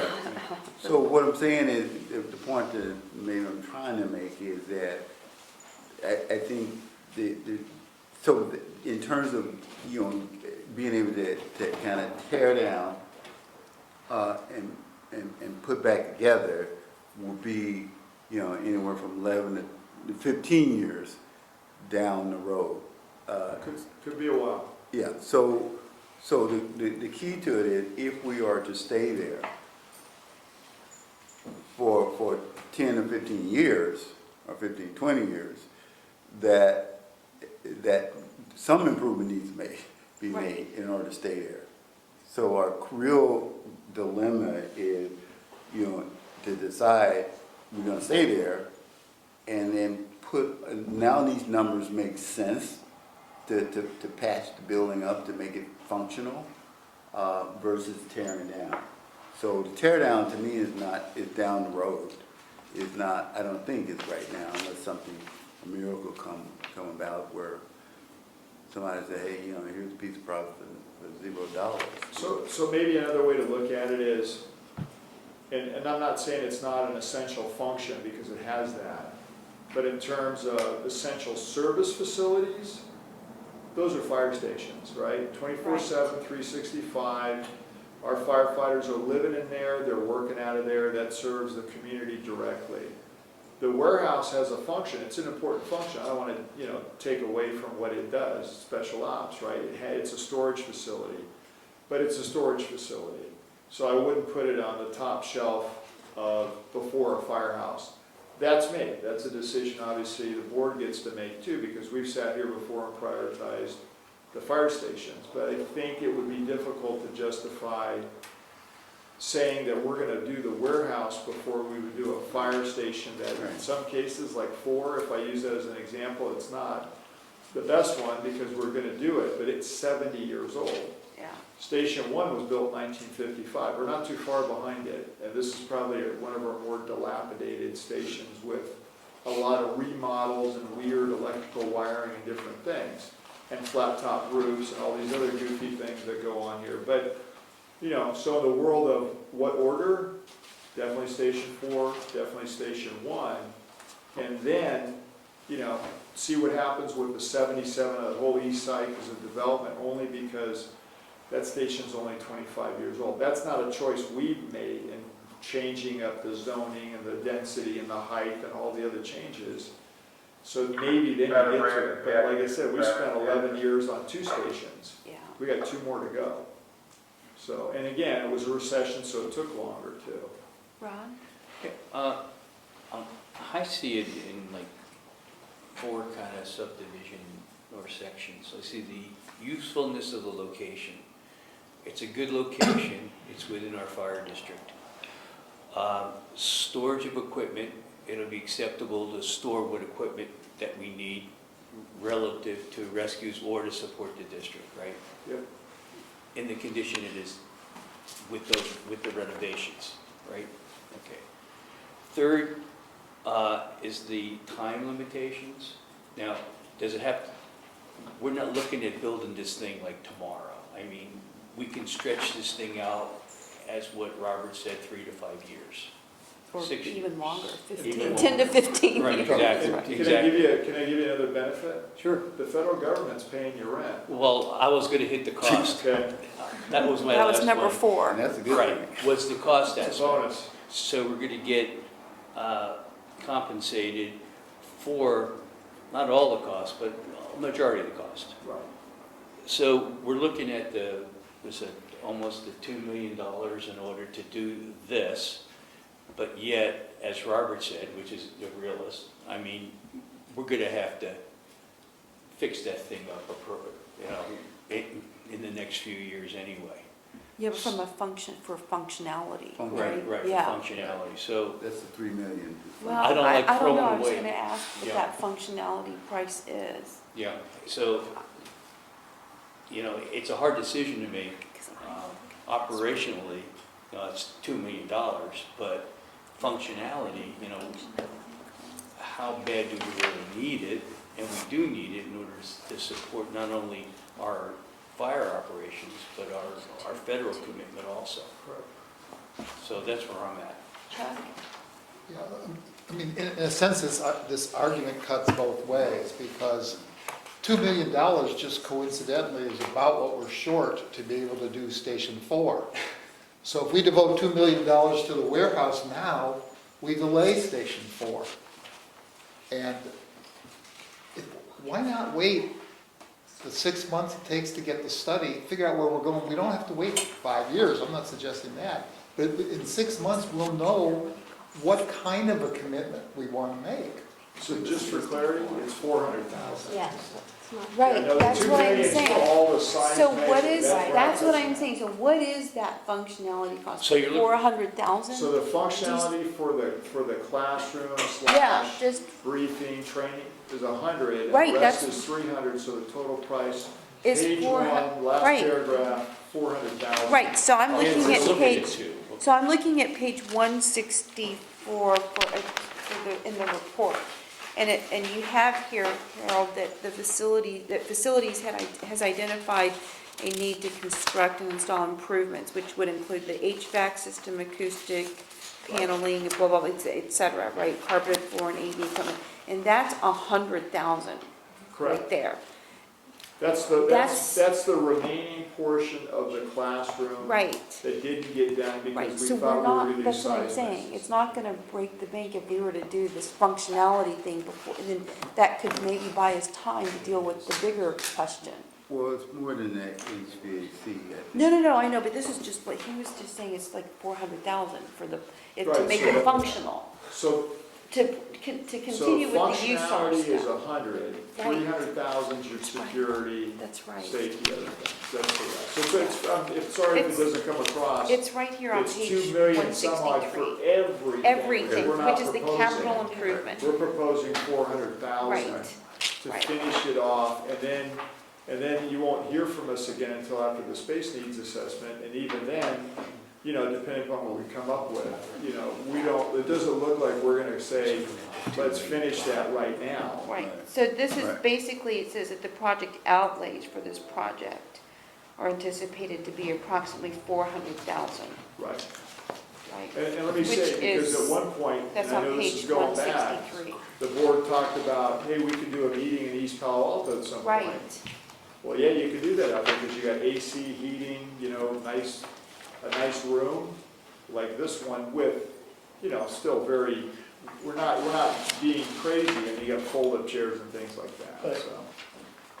yeah, If we were to spend the $400,000 for these functions, then wouldn't it follow then that you spend the money to do the seismic work and the re-roof? I mean, you wouldn't do one without the other, would you? Yeah, I wouldn't do that yet, because I think that, the bigger discussion then was, what do we still have to do in our space needs? And so, we've been delaying this, thinking we were gonna charge in, and then they've said, no, stop, slow it down, we're not doing it. So, I think the best way to answer the question was, again, the first thing we were gonna do was finish this room, because we needed it. I mean, the old facility, we used those classrooms and had a briefing room, and it worked great. I mean, we've really felt we've been at a disadvantage because we haven't had this at all. I mean, it's dirty, it's not a good situation, It'd have carpet like this. This is no fancy improvement. Again, it's 100 on the top side. I'm sure it's hopefully gonna be less than that, so. Is it 100 or 400? I'm confused. So 400 for all the other, like the gate, as you mentioned, lighting and everything. They've anticipated $300,000 for that. But 100,000 would do for what you need now? For finishing up the classroom and some of the other Right. part of that facility. So that's It's on- function, right. it's not necessarily safety or security. So we're talking about a total of, from Total what? of 400,000. $400,000. And is that the motion that you would want us to make? Yeah, to authorize that, that's what we're looking for. Right. And I think we also need, I don't know if we should include that to that $400,000 motion. The board has to be committed to making, staying there at that facility long enough so that all these other projects can get out of the way. So that's the root of, I think, what the expenditure is all about. We don't want to spend, because if we don't deal with that roof soon, then we're gonna have a leaky roof. I don't know if you heard that song about leaky roofs, but we will have a leaky roof. So we can put it off for so long, but knowing the fact that at some point we're gonna need to get that fixed. So it can be probably held off, patched up for a couple of years, but at some point that's another big expenditure. And so that can be a timing thing that the chief can work out too as well. Chief, I know you've had engineers out there looking at it and whatnot. 2 different ones, yeah. Have they given you an estimate of the useful life of that building after the seismic work is done and the roofs are done? Do you have an estimate? I don't know that we asked that question. And the only reason I don't think that we did, it's concrete, you know what I mean? So if we redid, to Director Jones's point, redid the roof, that's what, 30, 40 years, and, it's concrete tilt up one part, fixed panel on the other. I mean, that thing could sit there for another 50, 60 years, and I think be fine. Now, as we said, because the soil issue, if you don't touch it, it's fine. If you do, then there's a problem. And by the way, I wanted to just clarify that too, because we put, I think, a comment in here on it. John called today, and he talked to the people that would handle the remediation, and they have, as the whole process. It was not going to be triggered by the project to do the gate. Because with the gate, you got to dig into the ground to get the cable to the gate for power. And so they asked the question, that's not a problem. They'll handle all that Do stuff. we know if the seismic work would trigger the cleanup requirement? So they looked at doing piers, Right. and they didn't think it was gonna be, again, a problem, because it's only gonna be a small hole for each one.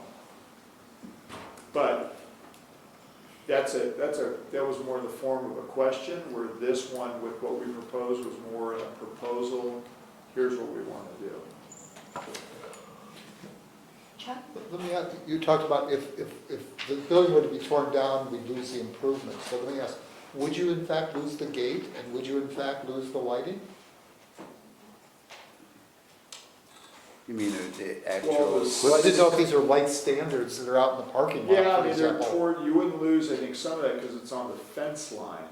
So the gate would be the same gate if that's the same access point. Well, we don't have a choice about access points because we've just got Yeah, that well, patio. that's it, we're limited on that one easement next to Borman Steel. If there's no, You know,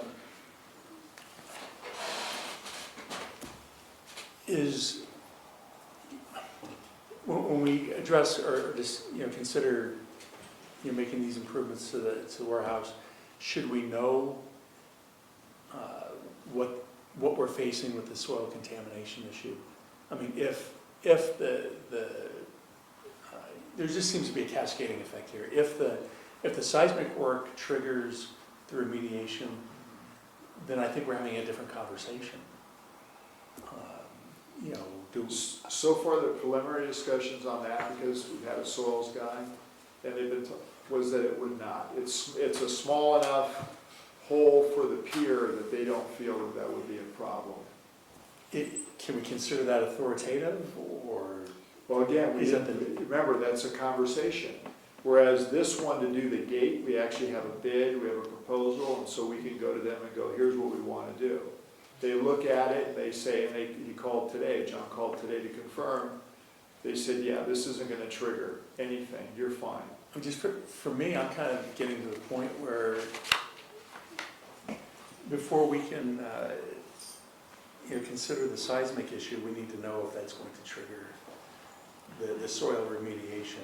And then it just seems like there's a lot of things that fall in behind Right, that. but see, they're going to want, to actually have more than the conversation, they're going to want you to have all of it written up in a proposal, right? So we've done all the bids and everything for these projects to get where we are. We didn't do it for that part of the next phase, only because, we have all the engineering reports, but since we weren't going to move forward with the work, we stopped. Where would we be at, though, if we approve these expenditures and then, it gets to that phase and the engineers say, no, that does trigger these? So let me give you a sense of the timing.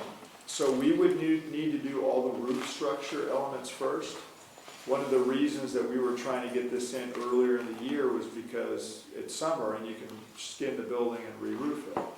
Seasonally, we wouldn't even want to start on the roofing now, so we're good. If we were to do the seismic to the piers, you're probably looking at at least a year out safely, only because we'd have to get through winter.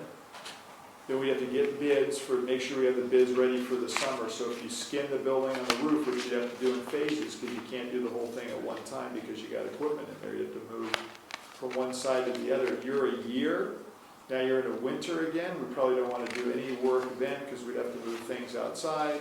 So you're into realistically 2021 at some point. So you're saying the roof work needs to be done First, before the seismic? correct. And again, I go back, what if we do, make these expenditures to do the roof, and then we get to the seismic improvements, and we find that triggers the cleanup? Yeah, I can't. I mean, again, they've had the preliminary discussions with them, and it sounds like it's okay, but I think we need a formal assessment with the duly authorized body signing off one way or the other before we start replacing the roof and whatnot.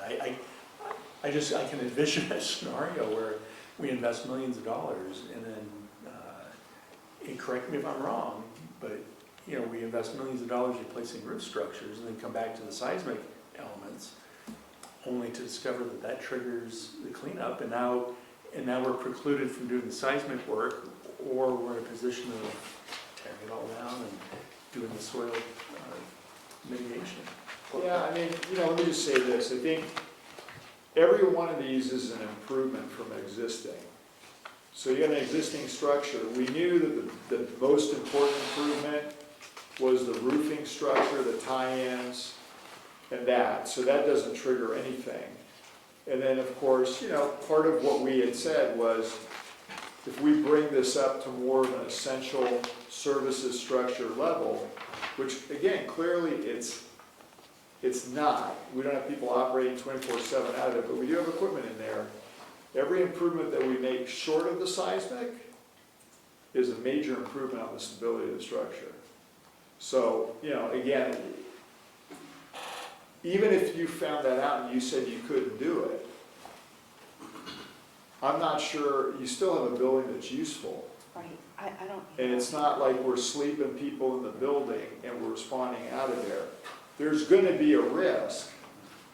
But, you know, I think initially when we got in there with the direction somewhat was from the board and what we've seen, even on our office building, was we want all these improvements made so that, you know, we don't have a problem. But at some point, it's gonna be, well, but exactly when is the, you know, again, if nobody's sleeping in there, it's not gonna collapse. But has a determination been made by engineers that it is vulnerable to a seismic event? Pretty much everything's vulnerable. Yeah. I mean, But if it was a Butler building with metal and just steel columns, that's your best. Panelized concrete, you know, from my experience, the weakest part there is at the joints and at the roof. Because usually the roof and the walls separate, and then the roof falls in and the walls fall in on top of it.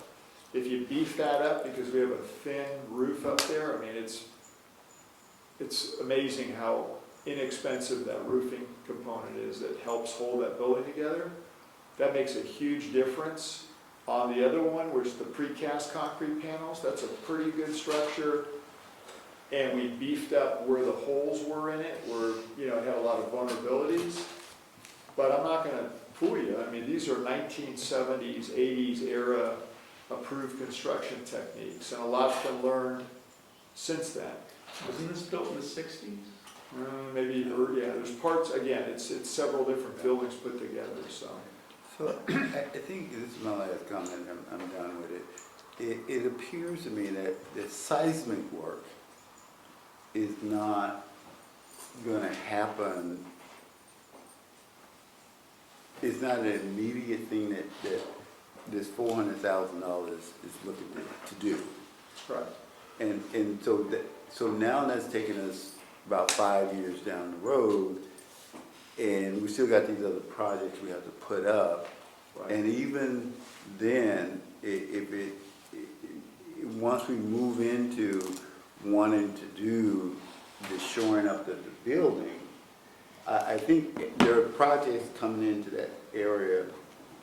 There's at least about 6 different projects coming in the area. They're gonna have to do with the mitigation. The Art Center just is almost about ready to open up. They had to go through the same process. And there are ways to mitigate whatever there is in that particular toxic contamination in that site. Everybody's gonna have to go through it. The real question is that, are we gonna stay there? And if the answer is yes, then we're not gonna really make all of the tear downs and all of the major improvements until, you know, 10, 15 years down the road. And if we're gonna do some upgrades on the seismic part of it, then we're gonna make that investment. You know, it could be 6 years down the road, I don't know, but I think that at that point, we have to follow, get the mitigation, the remediation for that, like every other project that's out there. If we're gonna tear it down 15 years down the road, you know, the use of that building would be to its maximum through the improvements that we make If we don't do anything to it, we just have a leaky roof. And Well, I think that's the key. So the key term there, you hit it, use, so the usefulness of the building Right. is if you make the improvements that we're talking about now, it'd be the most useful. In terms of all the rest of it, it would make it more, it would make it a safer structure. But you bought an existing non-conforming building, so that means it is what it is, but it's code legal. right. And, you know, again, I think the district's always looking because of what we do to make things safer. So I would put all those other things on the safer side. At some point, you gotta replace the roof, you know? I mean, that's just, goes with the territory on anything. Then that gives you an opportunity to look at the structure in there, which is what we've done, so. And I hope by then we have money. Chuck? This is just a little bit of an aside, but it could relate to the timetable for all this. Because of the trainings we've been doing in East Palo Alto, we discovered this Emerson Collective, which is one block to the north on Polgus. Yeah, Have you been up there and explored all that? no, but Let me you just gotta, say. you gotta they- remember, they- for the equipment there, they're No, gonna I'm come not in. talking about, I'm talking about meeting spaces. They have an outdoor, it's covered, but it's an outdoor, almost like amphitheater kind of thing for training. Then right inside, they have a room that could easily accommodate a couple hundred people. It's heated, air conditioned, all been painted, it's brand new looking. And this is the widow of Steve Jobs, who bought whatever it is, 20 acres out there. 41. And 21? 41. 41 acres. And they've She's the got, largest landowner now. in East they've Palo got they've got at least 3 other warehouse buildings out there. Right now, like there's a kickboxing school in one of them or something, but I mean, these are lightly utilized structures. I think it would be worth going out there and having someone explore that in terms of training meetings in the meantime, no matter what. So it's just an informational thing that I. Yeah, I appreciate that. Just know, you know, a lot of our stuff surrounds the equipment. So you have to have the equipment there, and then they train, and then they go back and put their stuff away, so. I would like to make a motion, if I may. And that motion is to consider and approve interior and exterior work that enhance site access, security, and function at the warehouse located at 2470 Publix Avenue in the city of East Palo Alto, with an anticipated approximately $400,000 expenditure for that. Is there a second? I'll second. Any further discussion? Okay, all in favor? Aye. All opposed? Nay. The motion carries. Thank you. We will move to item 15, which is to discuss the chief officer's succession challenges and endorse the fire chief's plan to address these issues. Harold and Chief Stevens. Yeah, so, you know, and thanks to Chief Stevens for being here, obviously, and he did a lot of good work on this report, so I don't want to make it sound as if it's all coming from me. It's been a lot of collaboration with both him and the other division chiefs, and then, you know, over time, I think, discussion and so forth. So what we tried to do, and we went to the committee, and we've updated since we met with the committee, because they gave us some suggestions. The strategic planning committee gave us some good suggestions. I'll let Jim dive into the background in terms of the questions that came up regarding succession at different levels of the organization, and then the reference documents and so forth. Jim also, with some changes by myself, put together the discussion item on page 3 of 7. And then at issue was some of the things that we've talked about, obviously, both with the committee and with the chief officers group and so forth. And then as you get towards the end with the recommendations, then those are ones that with, again, the chief officers, specifically Jim and Don Long's help, I put in there. But I'll let Jim hit it first. I know Director Bernstein had some questions that we answered as well. Hopefully that was helpful. But I'll let him talk about where we are in the organization collectively with succession, kind of going through your career first. So, well, obviously I don't want to read the report to you, so I'll try and summarize it. Essentially, what we started looking at is where are we as an organization with succession planning, and what we discovered is we've done a really good job with succession planning from entry level up to battalion chief. We have an educational reimbursement program that supports higher education for firefighters. It makes it affordable. We have task books that lay out what steps you need to take to prepare for the next promotional position. Once you've completed a task book, you can work as an acting person in that position to get some experience. We do this all the way up to battalion chief. What we don't do is that when you make chief, then we stop. When you make battalion chief, it's over. We don't have educational reimbursement. We don't have task books for the next position above battalion chief. There's really nothing in place to lead somebody to be a division chief, a deputy chief, or a fire chief. So that's led us to where we're at right now, which is that we essentially have a pool of 3 battalion chiefs to look at, to promote to the vacancies that are going to be created very shortly. Because if you look at the reporting, you look at the percentage of people that are below 10 years of experience and the people that are actually ready to retire, and you look at the positions that they hold, we're going to have some vacancies at the higher end of the organization, and we essentially have 3 battalion chiefs that one of them really education-wise has pursued his education and would be eligible. The other 2 are at their 29-year mark in their career, so really working with them on succession planning, unless they plan to extend their careers well beyond their tenure, their 30 years, it's not likely that they would be positioning themselves to be candidates.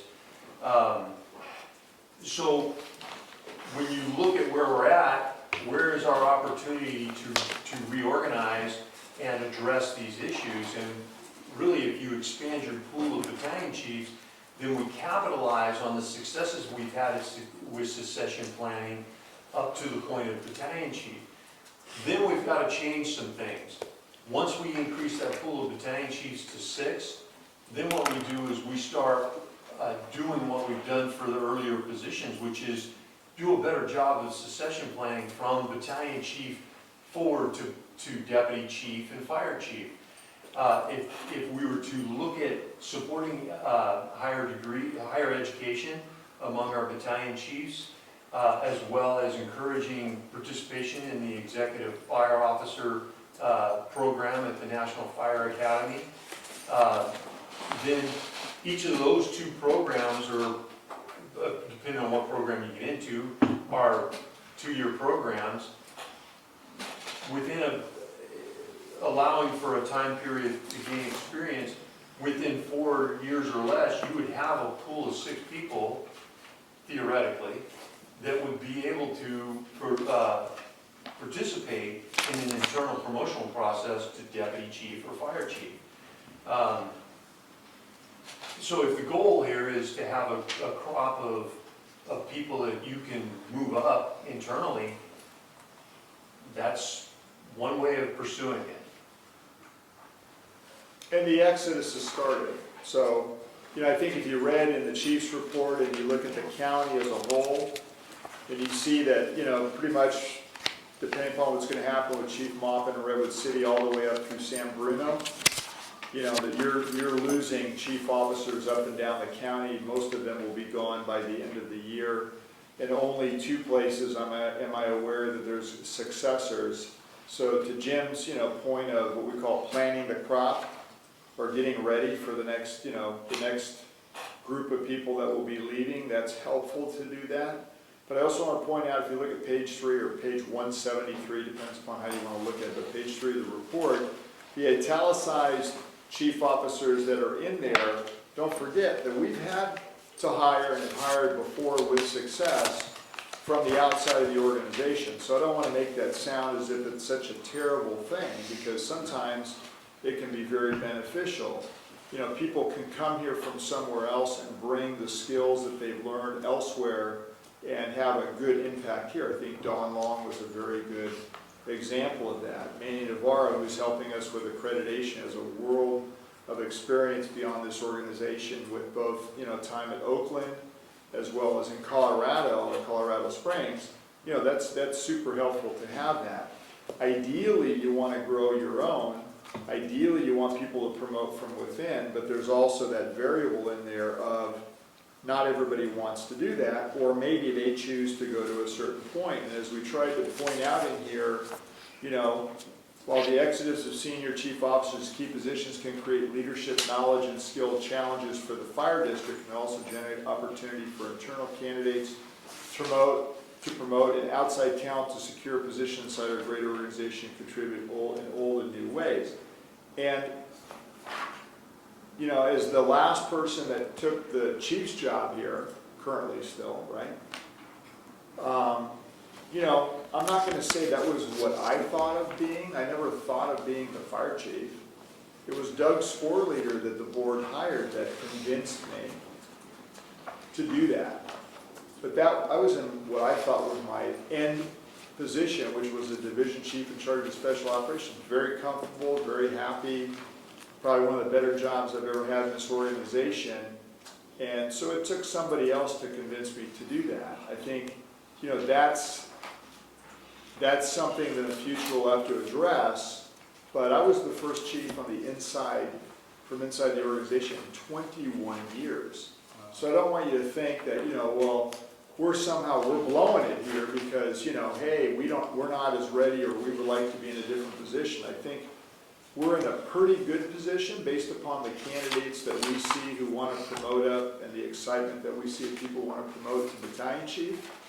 I think growing the crop is important, but I also think it's a different time as well. People don't live as close as they used to. That 2x4, 48-96 schedule is very nice. I didn't work that schedule. I worked a 3-4.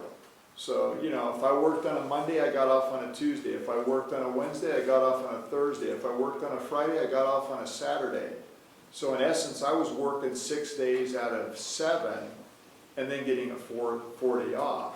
So, you know, the 3-4 was a lot more, it was double the amount of travel for people that didn't live here, which meant that it wasn't as lucrative or as easy to want to move away.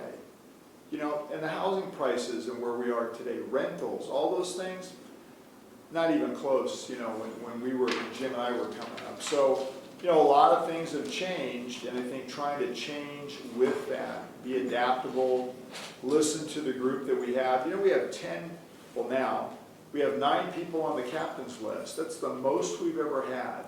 So to make a move like the battalion chiefs, adding battalion chiefs, that's going to be easy for us. We have candidates right there on a list of 10.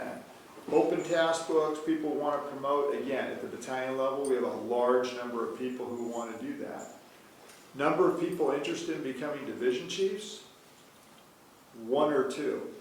Now, one of those you'll hear later on in here is making the fire marshal a division chief, which is a bump up. But as we proposed in here, we've added different responsibilities as well. And Brenna's here from HR. I don't want to, you know, underscore that, you know, she's got a part of this as well and has been helpful. So I don't know if Brenna wants to say anything about kind of where we're going and what we're trying to do, but I want to give her the opportunity to do it if you want to do it. Well, I think you covered it. Okay, so, you know, I'm not trying to put you in a bad position, Brenna. You know, at the end of the day, at issue is we've already combined the deputy chief of operations, right, or the division chief of operations with the deputy chief spot for having Chief Stevens in there. So it's actually worked out to be advantageous for us. But by doing that, we've taken some of those responsibilities. I've taken on some of them. Fire prevention, John has taken on some of them. You know, Ryan Zolikoffer is here. We've created an office of emergency management, so we've moved some things around there so that we were able to do that. And the proposal going forward too, understand in here, as we've written out, if you look at page 4 of 7, you know, we're talking about eliminating 3 divisions in here. Obviously, Obviously, Chief Navarro, when accreditation is done, it explains where that will go.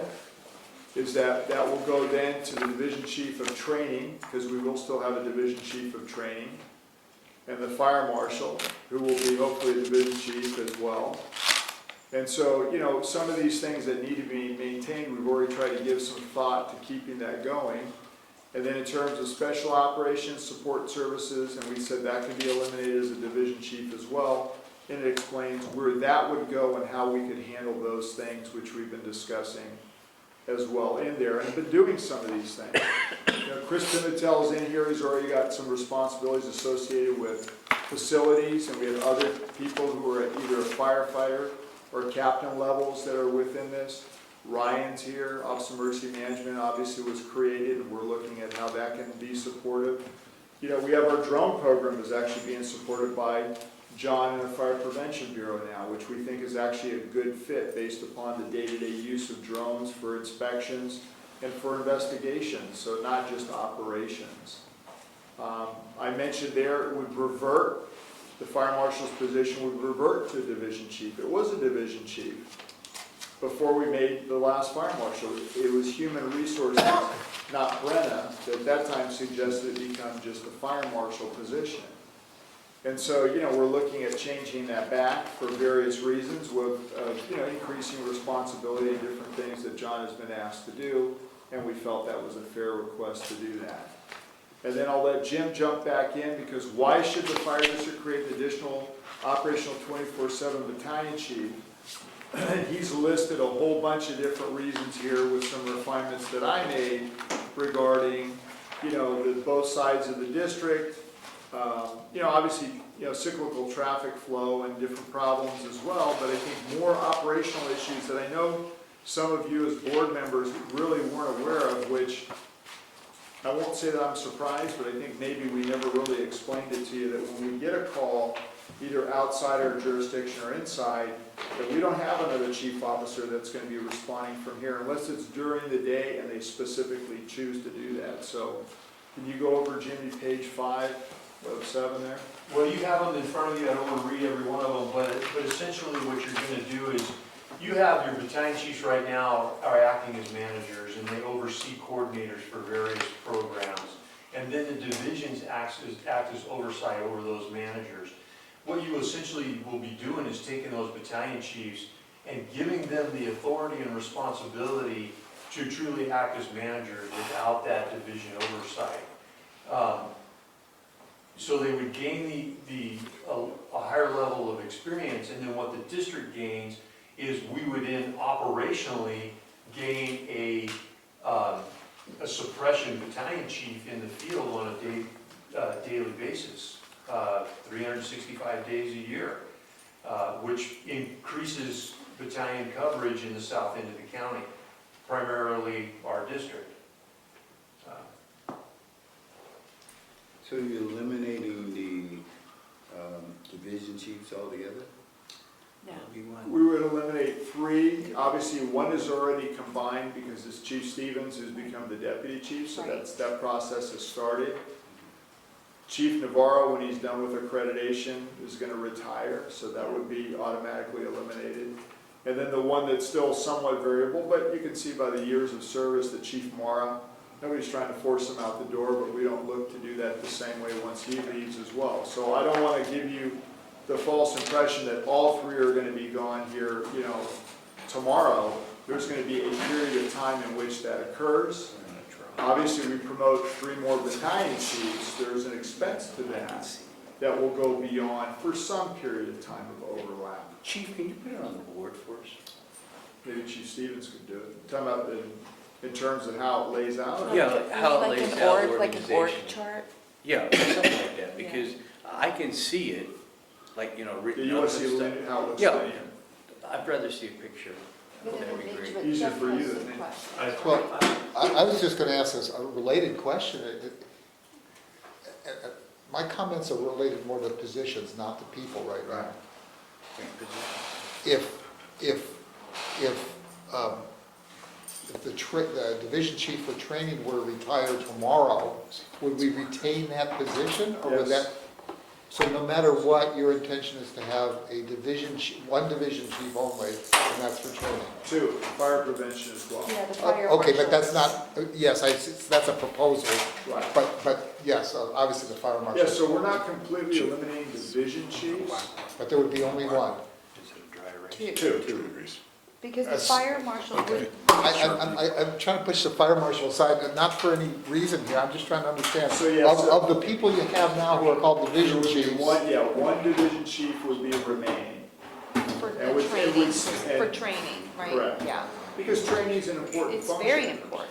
well, so is operations and other words like that, I'm not. Right, but I think as we've taken and moved things around, we've found a way to make it work that makes sense.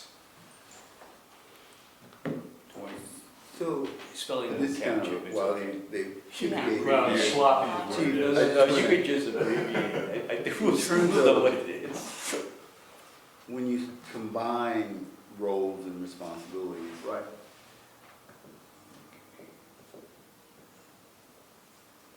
is the anticipation of stress level going up too? Well, let me say this. So we used to run this way here before we had division chiefs. Battalion chiefs were in charge of all the programs and projects. So we added, what you don't know is when Chief Ty in the 90s was the fire chief, to save money, what he did was he got rid of the battalion chiefs by eliminating the position. And he forced all of them to retire. So his move was to get rid of the older chiefs, because he had come in from the outside. He was successful in doing that, so he had to create a new position. He created a division chief.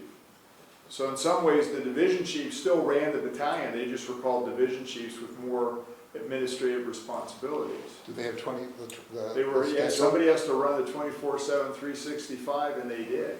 When Chief Spore Leader came in, and I was the deputy chief, Chief Spore Leader actually brought back battalion chiefs, because he saw that you needed to have that in addition to some of the divisions that he just kept. He didn't look to see in terms of full function and efficiency. He knew that the day-to-day was more of a battalion chief job than it was a division chief. And he got it that far within a year. So, this is the first time since when I started in 2007 that we're trying to make an adjustment, right? And based upon everything that we see is going on. One of the more important things in here, and I know, People I out, right? He's don't want everybody to accreditation. miss it, but He has nobody under him. Rob. so one of the more important things in here to hear too is when we talk to, and Chris is here as a battalion chief, we talk to battalion chiefs and I talk to their crews when I meet with them. One of the complaints from the crews is, we don't see our battalion chiefs enough, or they don't train with us. Well, okay, that's a fair statement. Sometimes it's a little bit overblown, but it's real because the battalion chiefs are busy. At the same time, the battalion chiefs themselves have said, well, sometimes we don't have time to do that because we have other responsibilities. So when we looked at that, we thought this transitional, hey, if there was 2 of you to take on again, some still have some administrative responsibilities, but equally be able to go around to a smaller group of fire stations with less people, it made more sense that there would be more satisfaction amongst the crew members, the captains, to see their chief, and equally for the chief to be able to accommodate a smaller group of people, meaning 4 stations and 3 stations, right, would be what your scope of responsibility would be. That's much more manageable than 7. So, and rebalancing the workload within that as well. So it's not like, because I know that, the other concern was, well, the call volume will go down. To some extent, that's true, but the reliability of us having a battalion chief in the district goes up. Because anytime we respond to Woodside or Redwood City or Palo Alto, there's no Menlo Park Fire District battalion chief in the fire district. And on the 6 alarm fires that they had in Redwood City, there was no chief in the fire district for an extended period of time. So, you got to remember, every time that one of those things happen, we're working off automatic aid, expecting someone else to come from somewhere else to respond here. And if you look at also how we're zoned, especially if we go to AVL closest station, we already don't have portions of our fire district that we respond into as the first chief. So you have that up in the Sharon Heights area, the chief out of Woodside is closer, and you have that in North Fair Oaks where the chief in Redwood City is closer. And that doesn't mean that's a bad thing, other than, but they don't necessarily train with our personnel all the time. They're not necessarily their supervisors. And we have agency having jurisdiction. So for me, continuity of operations, if we have a call and I know about it, it's easy for me to call up one of our chief officers because obviously they work within our chain. It's more difficult for me then to find out who is the Redwood City Battalion chief that responded to a call. So I just typically bypass that. I'll go right to the captains, which is a little bit odd to have to do that, but that's because we don't have anybody on the incident. The other thing we'll need to look at too under auto aid when it comes up, which will be next year, is since we're growing in resources and others are shrinking or have shrunk, I don't think auto aid needs to look the same that it looks today, which is that we would somehow donate or export all of these resources to other jurisdictions. I don't see that. We get a chief officer, the second chief officer, and even some of these other apparatus like the second truck, we're not going to export that to another jurisdiction, so we're empty. That can't happen. That happened to us again because of our location. We're at the end of the county. When Redwood City had their 6 alarm fires, they emptied us out. Yeah. And every alarm that came behind that was coming from the north to the south. If they increased the number of alarms, the cover units never made it here. Because there is no magical cavalry coming over the southern border from Palo Alto or from Fremont. So the system, in some ways, has a problem in that it sweeps indiscriminately every single resource. There are no islands that get left, which means that we get emptied out unless we change auto aid, which is going to be our proposal to do that. Because we can't do that. Yeah. Chuck? How many jurisdictions have 2 or more battalion chiefs per shift?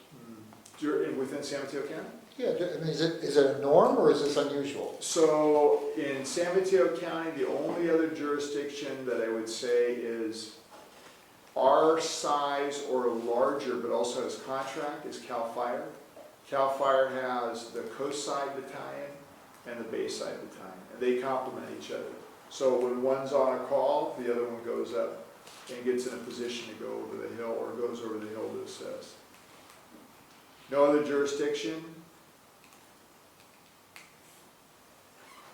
Let me think about this for a second. North County, I'm trying to remember, there is a BC in Daly City, and there's also one in Pacifica, right? Right, and they. So there are multi-agency, but under one department, that have battalion chiefs in different jurisdictions. Right. Yeah. So- What's that? San Mateo Consolidated is, I think, down to 1 because of the location. You know, when you get into Pacifica and Daly City, it becomes like CAL FIRE difficult. Consolidated, I think, is 1 battalion chief for, what is it, Foster City, San Mateo, and Belmont. Yeah. Yeah, because Battalion 4, but again, see, we're disadvantaged by that, right? That whole marriage disadvantaged us because San Carlos and Belmont, but San Carlos specifically, we are down 1 truck in the south zone and 1 battalion chief. So, you know, the benefits that they say, well, we are, you know, we're more efficient because now we've consolidated, well, but at whose expense, right? That means that when the system needs to be used, you know, they debited from what was existing there before. That's not necessarily in our interest when we need it. Any other Do you want to questions? talk about? Yeah, I was Rob gonna has Well, I- suggestions. Do you want to? Better for him to see? There's a lot of different ways to skin a cat, right? Right. Yeah. This is one simplified version that we've been looking at that basically looks at span of control, and it basically puts the manager, the administrators, under the fire chief, and then the deputy chief is more focused on operational positions. It would give the deputy chief, who would oversee operations, the 6 battalion chiefs, 3 on the east side, 3 on the west side, who then oversee the 7 stations. The deputy would maintain IT, which he currently has, the training division, and accreditation. Admin would go to the fire chief, which is currently with the fire chief. That wouldn't be a change. HR, in the past has been under the deputy, but we've already recently moved HR to under the fire chief, so that's already there. The creation of the Office of Emergency Management. The Office of Emergency Management deals directly with the city managers for the 3 municipalities as well as the county. So it makes sense to have this position answer directly to the fire chief. And then the Fire Prevention Bureau has always answered to the fire chief. So there's not that much change here, except that we added 3 battalion chiefs. And we bifurcated too, so when Jim says HR is under the fire chief, know that we've split things off. So for negotiations, it still would be the deputy chief that would be in there. For joint labor management committee with the unions, it'd still be deputy chief. For payroll and approvals, for time cards, especially from the line, because that's mostly, it's still the deputy chief. So there's functions that have been split off as well that we've delineated, because it's, on a chart you don't get all those functions, but we know what those functions are, and we're working our way through those. It doesn't stop us from being a team effort. It just is, what is the reporting? So in the long term, if I'm reading this chart right, I don't see where there's division chief. Have I missed that somewhere? The division chief of training, Oh, and okay. division chief of fire prevention. And then this is actually accreditation is Chief Navarro, who is a division chief. I probably should. Right, so what's missing is the division chief of operations Okay. and division chief for support services, i.e. Special operations. Because that's, again, I think Director Solomon asked, what does it look like for what we're proposing, right? Not what it is today. Is this cost neutral? There will be some savings. I put down, I didn't want to go to everybody's specific cost, but if you look at the costing here, a chief officer, a division chief versus a battalion chief, and you see the pay ranges there. Again, eventually we'll get to a replacement of 3 divisions with 3 battalions, but also again increasing the fire marshal up to a division chief. So, because it's phasing, I can't give you exactly what it's going to be, but all the numbers are right there to see the difference. So. Eventually it'll look like. And I don't, one thing I want to say too, I don't want to lead you to the expectation or have people think this is being done for financial purposes. No. That's not our intent. Our intent is, again, functionality, where we think we can grow a crop of chiefs, where we think we'll get the biggest bang for our buck, what's working for today, what makes the most sense. And this makes to us the most sense in terms of where we're going as an organization. It was to address a gap that's going to occur very quickly and develop a long-term strategy for building succession within the organization, with the idea that someday we may be able to do our promotions within. And improving coverage for the battalion chiefs. Oh, Robert. So, you said something earlier, Chief, and I'll make sure, that part of the incentive that to build from I guess, from the battalion to the division chief, right now, currently, did I hear you correctly say there isn't that educational training and incentive in place at this point in time?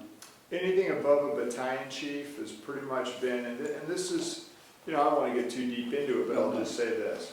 So when contracts have come up, the typical discussion is, does the board want to pay for a college incentive program for the chief officers?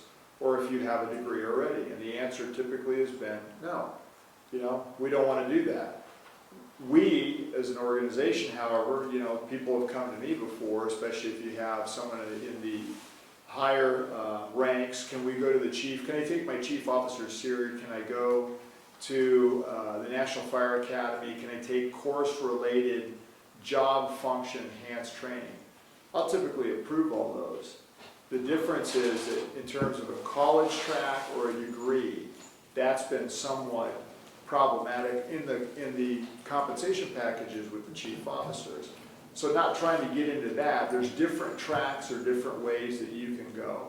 If somebody says, I want to go take this has happened, Chief Long was a great example of that. He had already started his executive fire officer, his EFO at the National Fire Academy. We supported him to completion on that because I thought that was a worthwhile thing to do for him as a deputy chief. So we, as an organization, have said, we'll support that type of function training for you to be a better chief officer. Which chief was that? Chief Long. So you think that, do you think that that gap occurred between the battalion chief and the division chief, the gap of pool, it emerged because there wasn't that incentive for them to I think that's move one forward? element of a lot. So let me give you other ones, you know, again, and I hit it. It's the cost of living around here, right? It's where you live, how far away. The 2x4 schedule has been a game changer for us in terms of where our people now can choose to live. The cost of housing, rental, I've hit all that. You know, the other thing, to be very honest with you, is we went through 7, 8 years here of strife, you know, at a level within the rank and file because of the compensation agreement, right, with the union. It wasn't a fun time to be a battalion chief. It wasn't a great time to be in the union or in management when you have those kinds of problems. The worst position to be in is probably, at that time, was a battalion chief or chief officer, kind of stuck in between both worlds. And that disenfranchised a lot of people wanting to go up and move up to those positions. So you lost a crop of people who said, either I'm retiring out of here early or getting out or when I can. And so we lost a bunch of senior people that today would have been battalion chiefs, would have been division chiefs, because they just said it's not worth it to have this level of strife. You know, I give Chris and the other guys credit for stepping up. That hasn't always been something that people wanted to do. It's only been the last few years as we've kind of come out the other end of that things have started to change again. Kathy? Didn't we also have a space of time where we weren't doing much hiring? So there's that kind of... Yeah, you have that. I mean, you know, ideally you're hiring 3 to 6 people a year, so you don't have these big gaps in between groups of people as well. You can see that if we looked at all the people that we have today in the organization. There's definitely bands of when, it's a good point, of when people came and when people are leaving. So, you know, I don't want to make it sound, Director, like it's one thing. Right. It's accumulation of a lot of different things, and we're where we are, you know. But again, you know, we've gone to the outside with success as well before. So I don't want you to think that if we had to go look inside and outside, that's a terrible thing. I think we're going to get to, hopefully at the end of this conversation, the deputy chief's position, because we need to get some direction on that too. And I think going inside and outside is not a bad thing. Chuck? Thank you. I'm not sure. It's hard to talk about this in some ways because we're talking about, unfortunately, when we talk about positions, we're talking about people, and I don't want to be talking about people. Yeah. But the word is that that for many battalion chiefs, they like that schedule they have. Sure. And they don't want to move up because they've got a cushy job, they've got great compensation, they can live far away. So doubling the number of people that don't want to move up, I'm not sure solves our problem. So that's one concern I have. Let me ask, I've still been concerned about our schedule. I wanted to ask you about the 4-3 schedule you had. 3-4. The 3-4 schedule.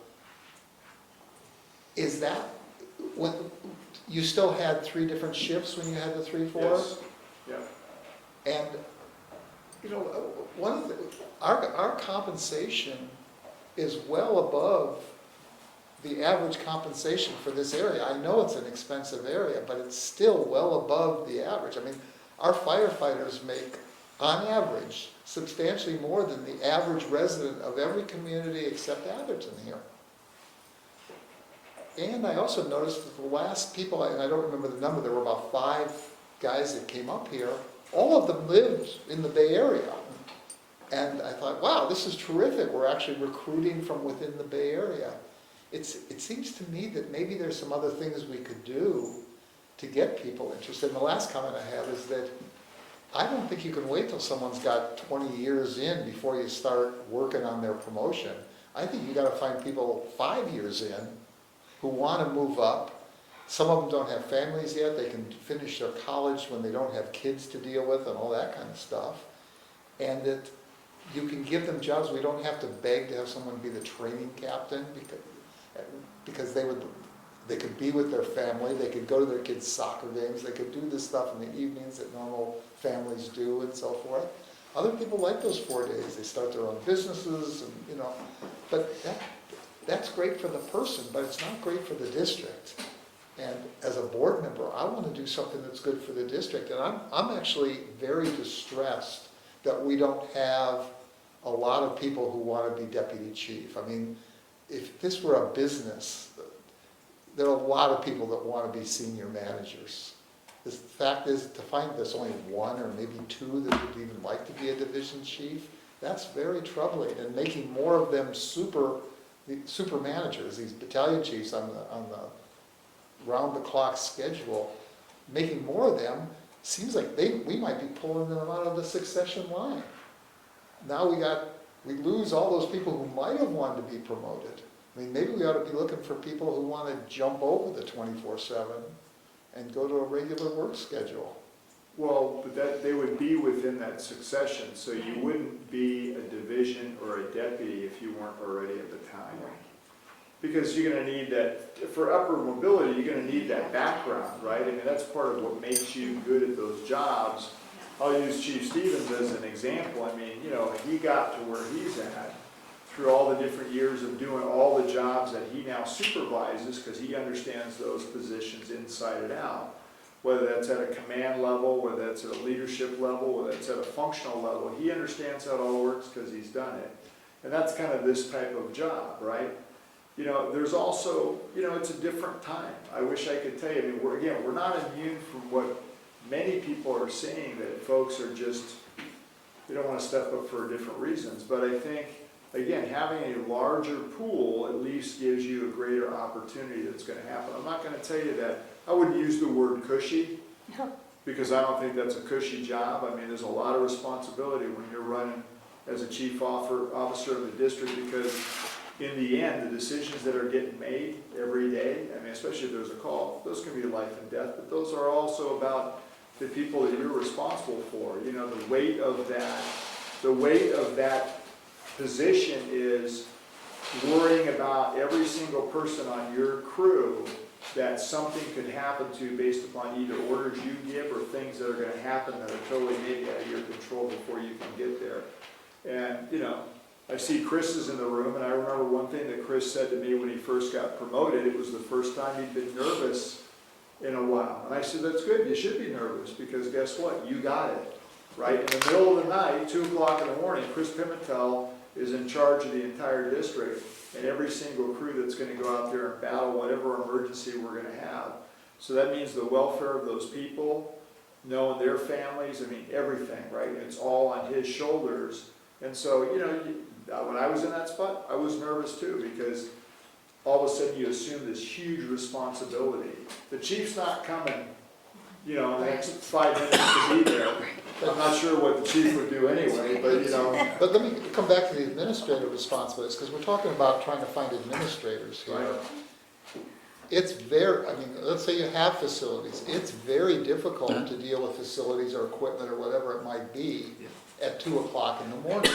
Effectively, we'd be paying our managers 1/3 of their time is sleeping time. I mean, I'm not trying to take away their sleep, but 1/3 of their productive value is lost. Well, let me give it to you another way. It's actually 2/3 of their time though is productive, right? And when they need those resources or they have to have certain things that go along with their, their job responsibilities in the field, they're more in tune and also involved with that. So, I can tell you that the chiefs, in addition to their daily workload, are doing different things day in, day out when they're working here that Yeah, and they service, work late too, yeah, doing- fleet services, facilities, I mean, there's all these different responsibilities that they have as well that goes beyond the normal workday if they're able to. But if they call somebody on a Tuesday, and the person calls back Wednesday, they're off. How do you deal with the continuity? In the world of cell phones and a world that never sleeps and stops, that doesn't mean they don't take and do business on their time off. Well, they shouldn't be doing business on their time off. I mean, I think their time off should be Well, protected. but that happens sometimes, Chuck. I wish I could say that too, but I mean, at the end of the day, it's kind of a 24/7 job based upon, different things and what you're responsible for. And people get that. And, again, I'll look at Chris. Chris lives in the district, he lives in Menlo Park, and he's a battalion chief. So not everybody lives far away or chooses to do that as well. So. Jim?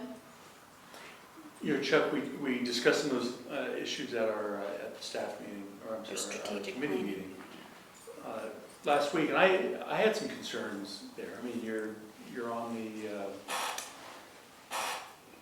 the battalion chiefs would be on that schedule, that, if you're on it's Saturday and you need to make arrangements for something. I evaluated that compared to putting managers doing the actual job that the district is charged with doing. That again, for me, it was worth the trade-off to have working managers, on site doing the job. I think the burden is going to be on us battalion chiefs to make this structure work. Especially with the elimination of the division chief positions, the fellows that are here, on that 4-10 schedule, it'll be, a lot of that burden now falls to the battalion chiefs to get those functions done. So I would ask that there be a strong dialogue going forward, that you let us know how that aspect is working. Is there a need to supplement that with administrative personnel? Because now we're not cost neutral, right? If you start adding administrative personnel to take up that gap. So I'm sorry. What we currently do is the battalion chiefs act as managers, and we use the captains to act as coordinators for the different programs. So there are other shift personnel. It's not the battalion chief doing these things all by themselves. And so in programs where it's necessary, they may have people working with them on the programs that they manage, that it may be a group of people, 3 or 4 people that span all 3 shifts.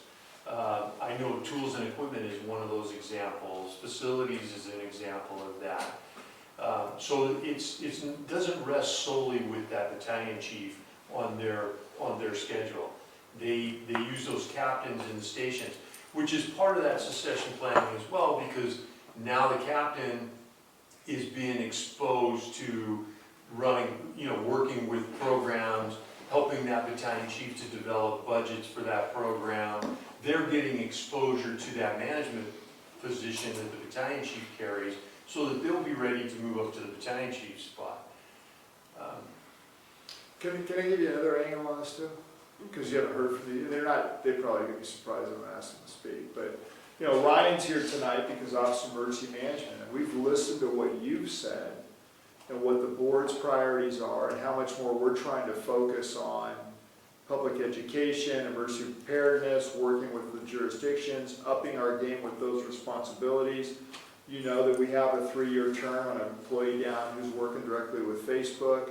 We have some other open positions that we're trying to do work with. I just met with the city managers. I mentioned my chief's report. They want to expand to 3 days again in terms of their emergency management capabilities, which equates to the training of their employees, their preparedness levels, which are directly proportional then for us to be able to work with them in a bad scenario or situation. So, you know, Ryan's here, I'm glad he's here, he's been off for a little bit, he's racked up a little bit, but he looks to be doing a lot better now. And, you know, I know he's excited about that, the way in which this is kind of transpiring, because not everybody's a firefighter or a chief officer and so forth. We've hired civilians, whether it be in prevention for pub ed or EMS as the coordinator or Ryan as an emergency manager. And I think, you know, real quick, I'll let him talk about what he sees, because equally we're trying to build new things so the future takes on a little bit different look in terms of how we approach some of these things that traditionally have had chief officers involved and completely responsible, which then is a fraction of their time, but not necessarily getting done as well as we would like. So Ryan, if you want to say anything about, I know you're jazzed about what's going on. Yeah, I think one of the challenges that the district has faced in my 10 years here doing emergency management is that a lot of municipalities do not have a full-time or a part-time emergency management personnel who's dedicated to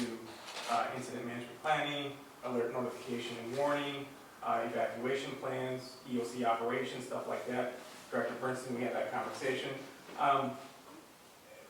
We're hoping at the district that we'll have a division or department of emergency management with personnel that will be allocated to that municipality that will work with the district in that emergency management planning aspect, so that we can build that standardization. We can have those processes and plans in place. When we talk about alert notification and warning, we would have a representative who can speak for the city of East Palo Alto, who is the emergency management personnel, who's responsible for that aspect.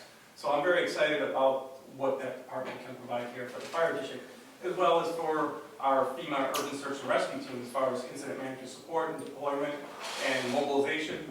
A lot of the civilians and the personnel who are in emergency management are residents who are close by, that do not live far away, that they can be pretty much on call as well, and can serve as potential operational incident management personnel that are not safety, but have the qualifications to support incident management.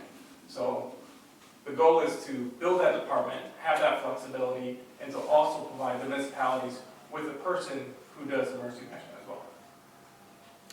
And John, you know, obviously moving from the standard fire marshal to a division and adding in some of the resources already that we've started to move, as well as expanding that. I'll let him speak to, again, expanding again what we've asked him to do. And if you remember, you know, where he sits within the chain of how many years that he's been here and the chief officers that are going to be left at some point, John is obviously one of them as well. So John, you want to talk about, you know, I know you're, again, you're excited about what's going on, and it's been part of his creation and desire as well, so. Yeah, so going along with national guidance and following a Vision 2020, which is through the National Fire Academy, and also with what they're pushing at the chief levels of really enhanced community risk reduction. We are actually following that model, of which the state of California now has actually revamped their testing requirements and certifications. We're actually taking public education and turning it into community risk reduction, being aware of statistics and local demographics, et cetera, that come into play, which also goes into our standards of coverage and the accreditation process. When looking at Chief Navarro's main accreditation process, it's amazing how much of that is actually now risk reduction and fire prevention. So that's where the enhancement of our division has really been growing. One, just in dealing with the fire prevention aspects of construction-related aspects, but now building out community risk reduction in public education, statistics, et cetera, to make sure that we're actually reaching the community as it grows, changes, seeing if we actually are having an impact, programs we have in place as we roll out those programs. And then also we're helping to lead the UAV program. As we look at any type of program, when you have it, anytime you can have it used on a daily basis is better than something that you occasionally use. So by being involved with the UAV program, we are seeing that we're able to utilize it daily through inspections, pre-plans, and a lot of our daily activities that we do, and also being able to respond quickly and utilize our personnel to have the UAV in the air for investigation purposes, but also scene awareness is needed for the battalion chiefs instead of taking line firefighters out while they're doing their job. So we're currently working on building that up so that we can again enhance the services that we're providing. So there's a synergy, I guess is probably the best way to put it, between changes that are happening and opportunities that are also going on that we've talked to our staff, and they're driving it from different angles as well. I know what Ryan's asked for many years, what John's looked at. I think it was a little bit unorthodox at the time that people were saying, why is the fire marshal going out on a deployment with drones? Well, because we had a whole different vision in mind of where we thought this could go, and it made sense, and now it's transpiring that John's going to lead that effort. That doesn't mean on the operations side we have a captain, Chris Denenbaum, who's in charge as well. So we're equally trying to drive on that side enough operators, drones in every station, and go bags that are kept in safes. And then now in bidding, we just had Rescue 77 will have a full-time operator that's bid into a piece of equipment so that we have that ability at any time to use the tool, because that's what it is, it's a tool. So if fire prevention isn't available, which is at nights and on weekends and holidays at times, we can still put a drone up in the sky. There's a lot of different redundancies on making sure that we're doing things. And then with Ryan, as he talked about too, which I didn't raise, which was the whole issue of special operations and the USAR program, that value added by having them be involved with those programs as well, where they get real world experience going to different disasters and those experiences, to bring it home and then use it directly with the communities that we can serve in terms of emergency management. And again, I think it's exciting stuff. It's not all coming from the head shed, right, the chief officers. It's coming from the ground up and from what we see in different trends of where we can be on the forefront of driving things and making things better and more functional as well. Yeah, Chief. So when I read the chart, I see that there's going to be 2 battalion chiefs 24/7. Correct. Correct. Okay, well, I think that makes a lot of sense. And the reason why, because you guys thought of it, no. But how many, all right, we have what, four stations, well, 7 total, but then you have special ops, so it's actually 8. So at one time, each battalion chief could have as much as how many total personnel? Like one battalion chief would supervise it. And what I'm thinking about is if somebody has to go into a fire or into a residence or something, you want to be able to monitor their progress in there, make sure, I don't know, what their air runs out or something like that. So because we're adding all these trucks to these different stations, we want to have a span of control that a battalion chief can actually observe that firefighter during the execution of either a medical emergency or going into a building or evac or hazmat or anything like that. So the 2 battalion chiefs make a lot of sense if we're looking at a span of control of maybe for each battalion chief, maybe what, 6 or as high as 8 if you've got a ladder truck, which is what, 4? So right now, 31 people a day. yeah, so right now though, you would have what we call the East Side Chief has stations 5, 77, and 2. So you're looking at 3 engines of rescue and a truck, plus you mentioned special ops. You're right, the warehouse is on that side. Water. In addition, you got a truck and a rescue, but in addition you have the rescue side. And then West Side Battalion is going to be stations 1, 6, 3, and 4. And again, on that side you have a ladder truck as well. So each battalion has at least 1 truck and engines. Special ops and the east side has a rescue. So then the maximum, well, the minimum for each battalion chief would be how many then? Like a span of control for how many firefighters? So you'd have, 31 a day. no, it was 31 a day, but the max number right now is gonna be, what's that, 12, 16? Yes, well, 16 if you're on West Side, right? 'Cause you got a Roughly truck- 32 truck guys and on three. duty, so I mean. So it's Yeah. 32, so even if you split that in half, it's still gonna be 16 Right, for each battalion. roughly. So now you're doing 32 tonight, Correct. basically. Yeah, I kind of look at more span controls. I'm looking at 9 pieces of equipment. My span control is 9, right? 7 engine But companies. there's still a lot.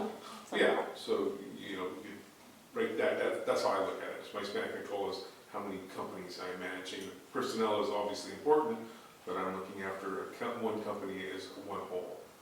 So if you split it, I would have, 4 companies on the west side, 3 companies or 5 companies, or 5 companies on the west side, 3 companies, or 4 companies, with the rest being the truck on the east side. And then they get to back each other, so, I want to be clear about this too. They can back each other up.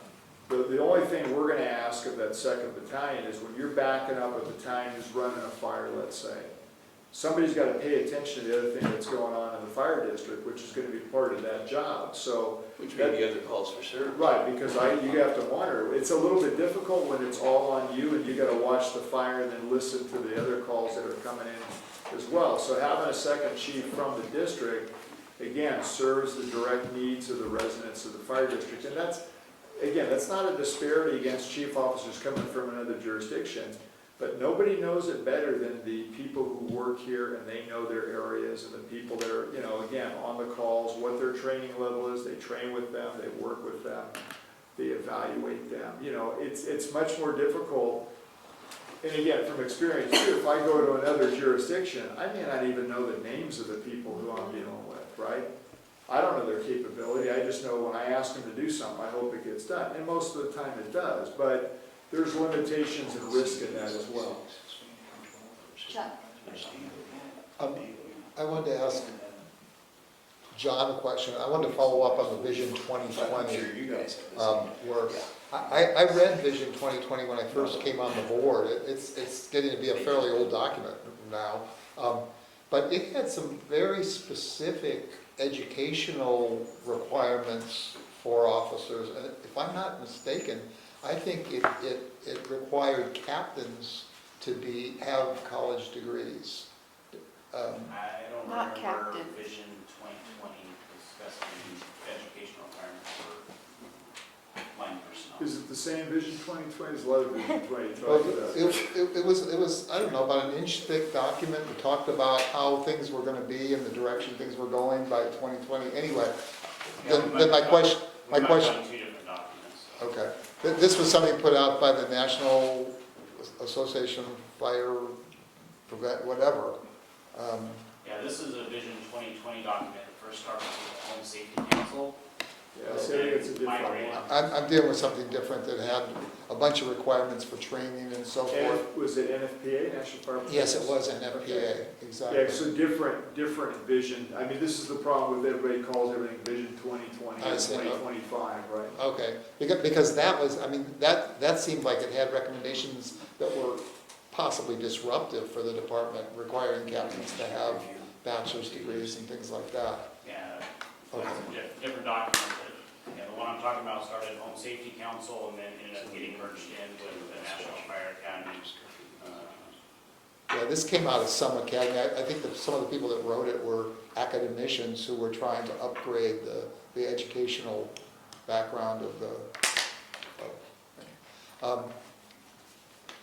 Well, and you gotta be careful with that too, because I know that we've, I'm not trying to minimize that, but I think, when you look at what fire service personnel do, and I think I wrote it in here in this report as well, that you look at, I'm not saying you don't have that type of education, but again, some of these other related courses equally, I think, are as invaluable, as well as years of service. So, if you say it's always gonna be a degree, then you can eliminate a portion of your population too. I think we gotta be careful not to do that. I agree. Because, I've seen it both ways. I've seen people, very good people that have that, decided to go to school and have that, and it's helpful. I've also seen people that have that, and it doesn't seem to help them at all, Or don't have it and don't. Yeah, don't have it, that's right, Don't need but yet have done a lot of things in their career that have made them more valuable asset and a good officer and a leader. So I think again, this is a hands-on,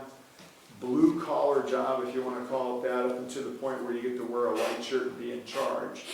But, those people sometimes, and we've made this mistake here, have witnessed good leadership that was pushed aside for degree requirements that brought us arguably poorer leaders who had degrees. And it was sad to see it happen that way. I think you know what I'm talking about, right, Jim? That's why I was recommending this idea of starting in year 5 or year 1 or 2 or something.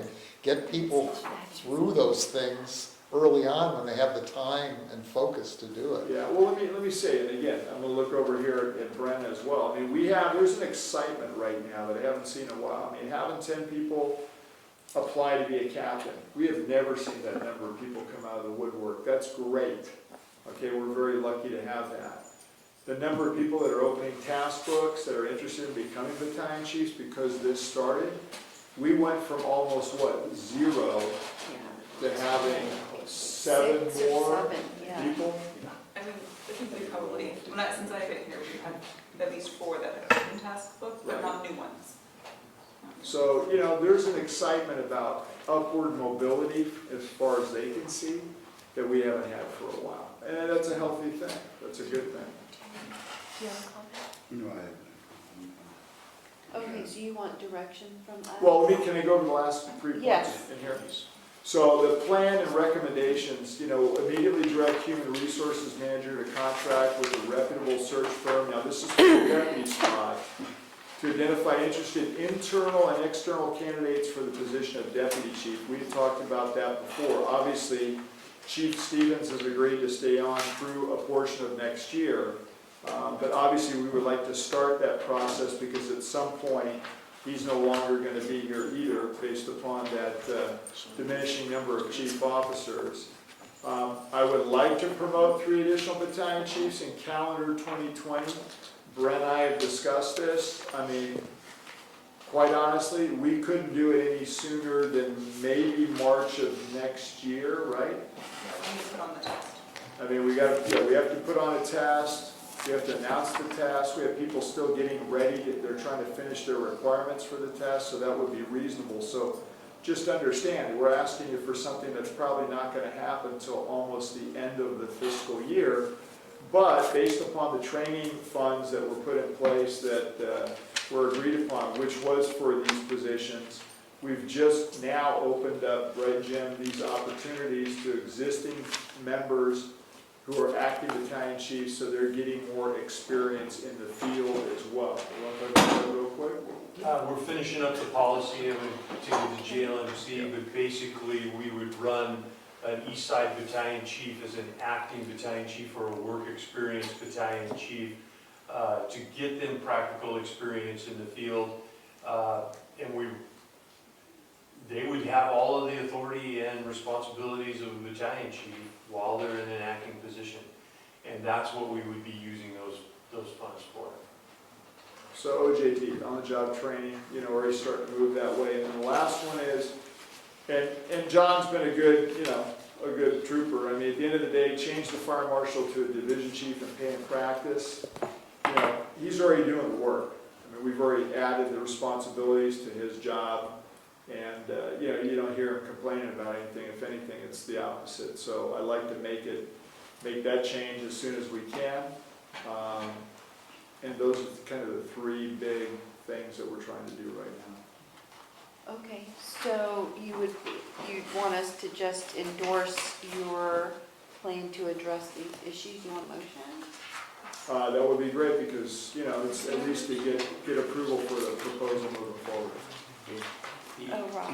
To add the additional battalion chief, do you have the equipment where we don't have to incur any additional expenses relative to like an extra vehicle or? So we do have a second vehicle because it's the backup. And so that's not an additional expense. In terms of where we would put the battalion chief, I mean, there's a couple things we can discuss. We don't have to do it tonight. But obviously for the east side, the Chilco House is a place where we could do that. Putting it in a firehouse is, works to a certain degree, but that would make the most sense, I think, on the east side. Inevitably, as you know, we're looking at different stations where they would be housed. 4, as an example, is a house that we're looking at putting a battalion chief down the road as well. So we'd have a truck, an engine, and a battalion chief at Station 4, which is our largest area, and that can easily drop down, obviously, because you have 4 protects Atherton, so you have a better level of coverage in those areas. Downtown for 6, Station 3 and all of that area up into the Redwood City border, North Fair Oaks to some degree, an overlap there.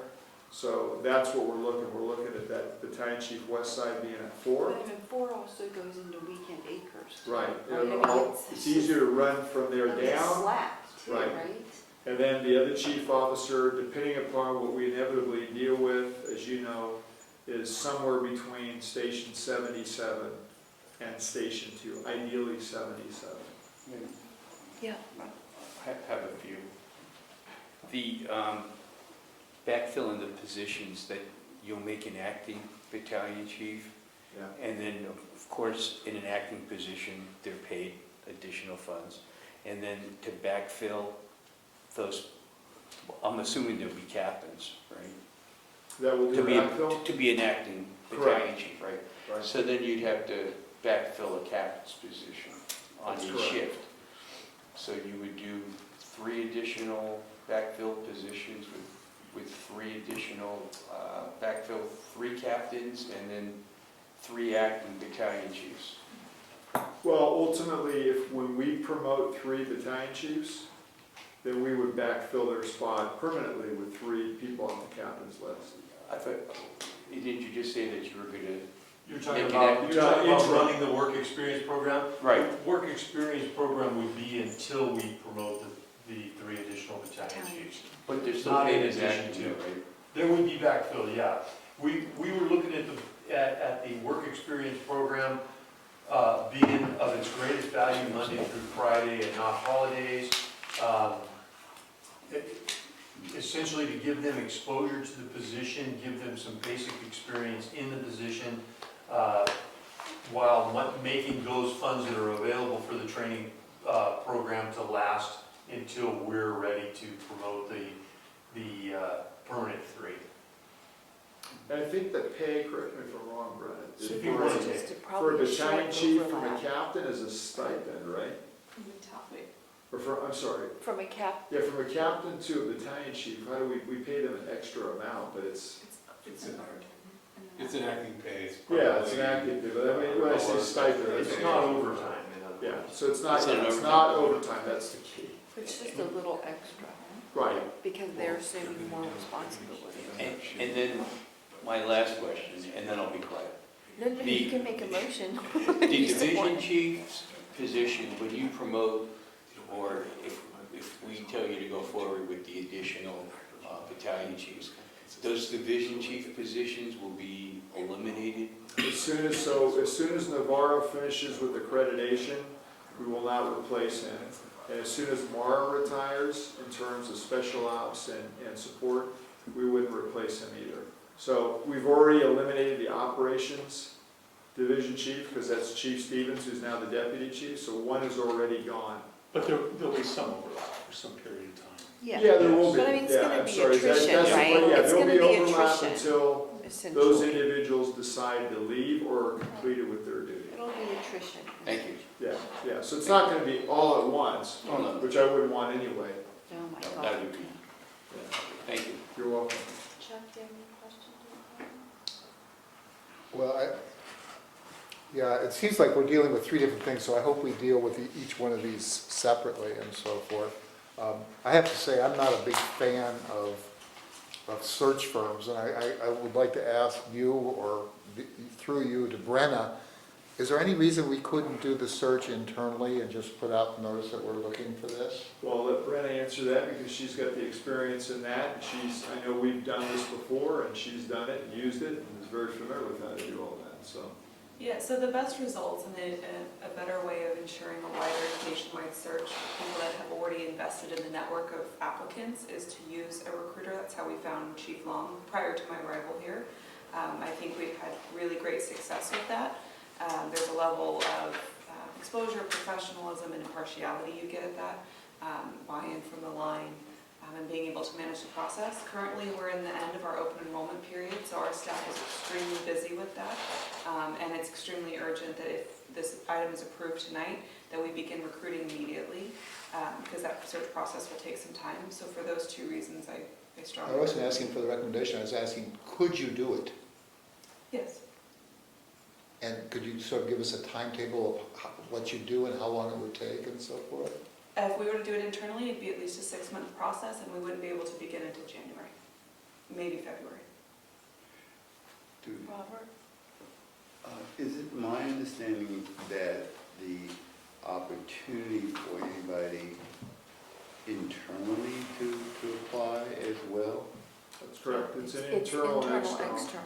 yeah. Yeah. What was that, Chief? Inside, outside, yeah, Yeah, both. that's what So I it's thought. open, any employees who choose to want to become the deputy chief here, Right. we're not excluding anybody, they can certainly apply for the job if they want to do it. Right. Except for Chief Stevens. Just Now, he can stay longer, although he's already signaled what he's already way past what he said he was gonna do. Remember, he's actually technically retired back in July, so Okay. I'm gonna run out of good graces at some point. call for a motion. Yeah, oh, you're going Right. to call for a No, motion? I said. Oh, yeah, I'll call. Ask for it. Yeah, do you want to make a motion? No, I think Rob was making the motion. I just, as to an executive search group, I think this needs to be done as soon as possible. Especially if you're looking internally, like for your HR group to do it for 6 months. Yeah, I mean, it just takes Chief time. Stevens could be coming up here pretty soon. So, you know, I think we need to get this rolling Agreed. So I do you mean, want? as soon as possible. Tick tock, Yeah. and- That's part of your plan too. yeah. So do you, oh, Chuck? Well, let me just comment on this. As I said, I dislike search firms because I think, I don't think they're ethical. I think there's, they cannibalize their own candidates. They take them out of the places where they place them, whatever. And I just, it seems to me we could do this the fastest if we did it internally, that we do a search in the Bay Area only, because I don't think we want a deputy chief that comes from New York City and we have to move the person and spend $25,000 moving, and then we're talking about, you know, the $250,000 allotment per year for housing or whatever it might be. I think we need somebody who lives here, that it would be relatively simple to advertise for this. People know what a deputy chief is. It's not like you have to write every single detail of their job description. We also have internal candidates. It seems to me if today's Tuesday, by Friday we could have the ads out, and we could have candidates by a week from Friday, and within 2 weeks or 3 weeks we'd have a list of probably 50 people. And while it might not be the best, it might not have gotten everybody in every part of the United States, it would get us what we need in a faster period of time. And I'd like to, I mean, if we need a contractor to come in and write the ad and put it in the paper, or at least sort out the resumes, hire a contractor to do it. But I just don't think we should bother with a search firm. Plus we say, what is it, 25,000 for the? Yeah, we'll have to get responses. So you'd have to put an RFP out for the search firm? No, it'd be under the threshold. I'm certain we'd find someone under 50,000. I think our threshold's 50, right? Yeah. Okay. Oh, threshold for, RFP. Internal, yeah. So whatever our approval for it. I just, when we're talking search firms, I've dealt with search firms, I've been in a bunch of searches, and I think sometimes they even use my resume, and I don't even know about it until I get a phone call, okay? So, I get what you're saying, but I think with the situation that we have here, and The timing.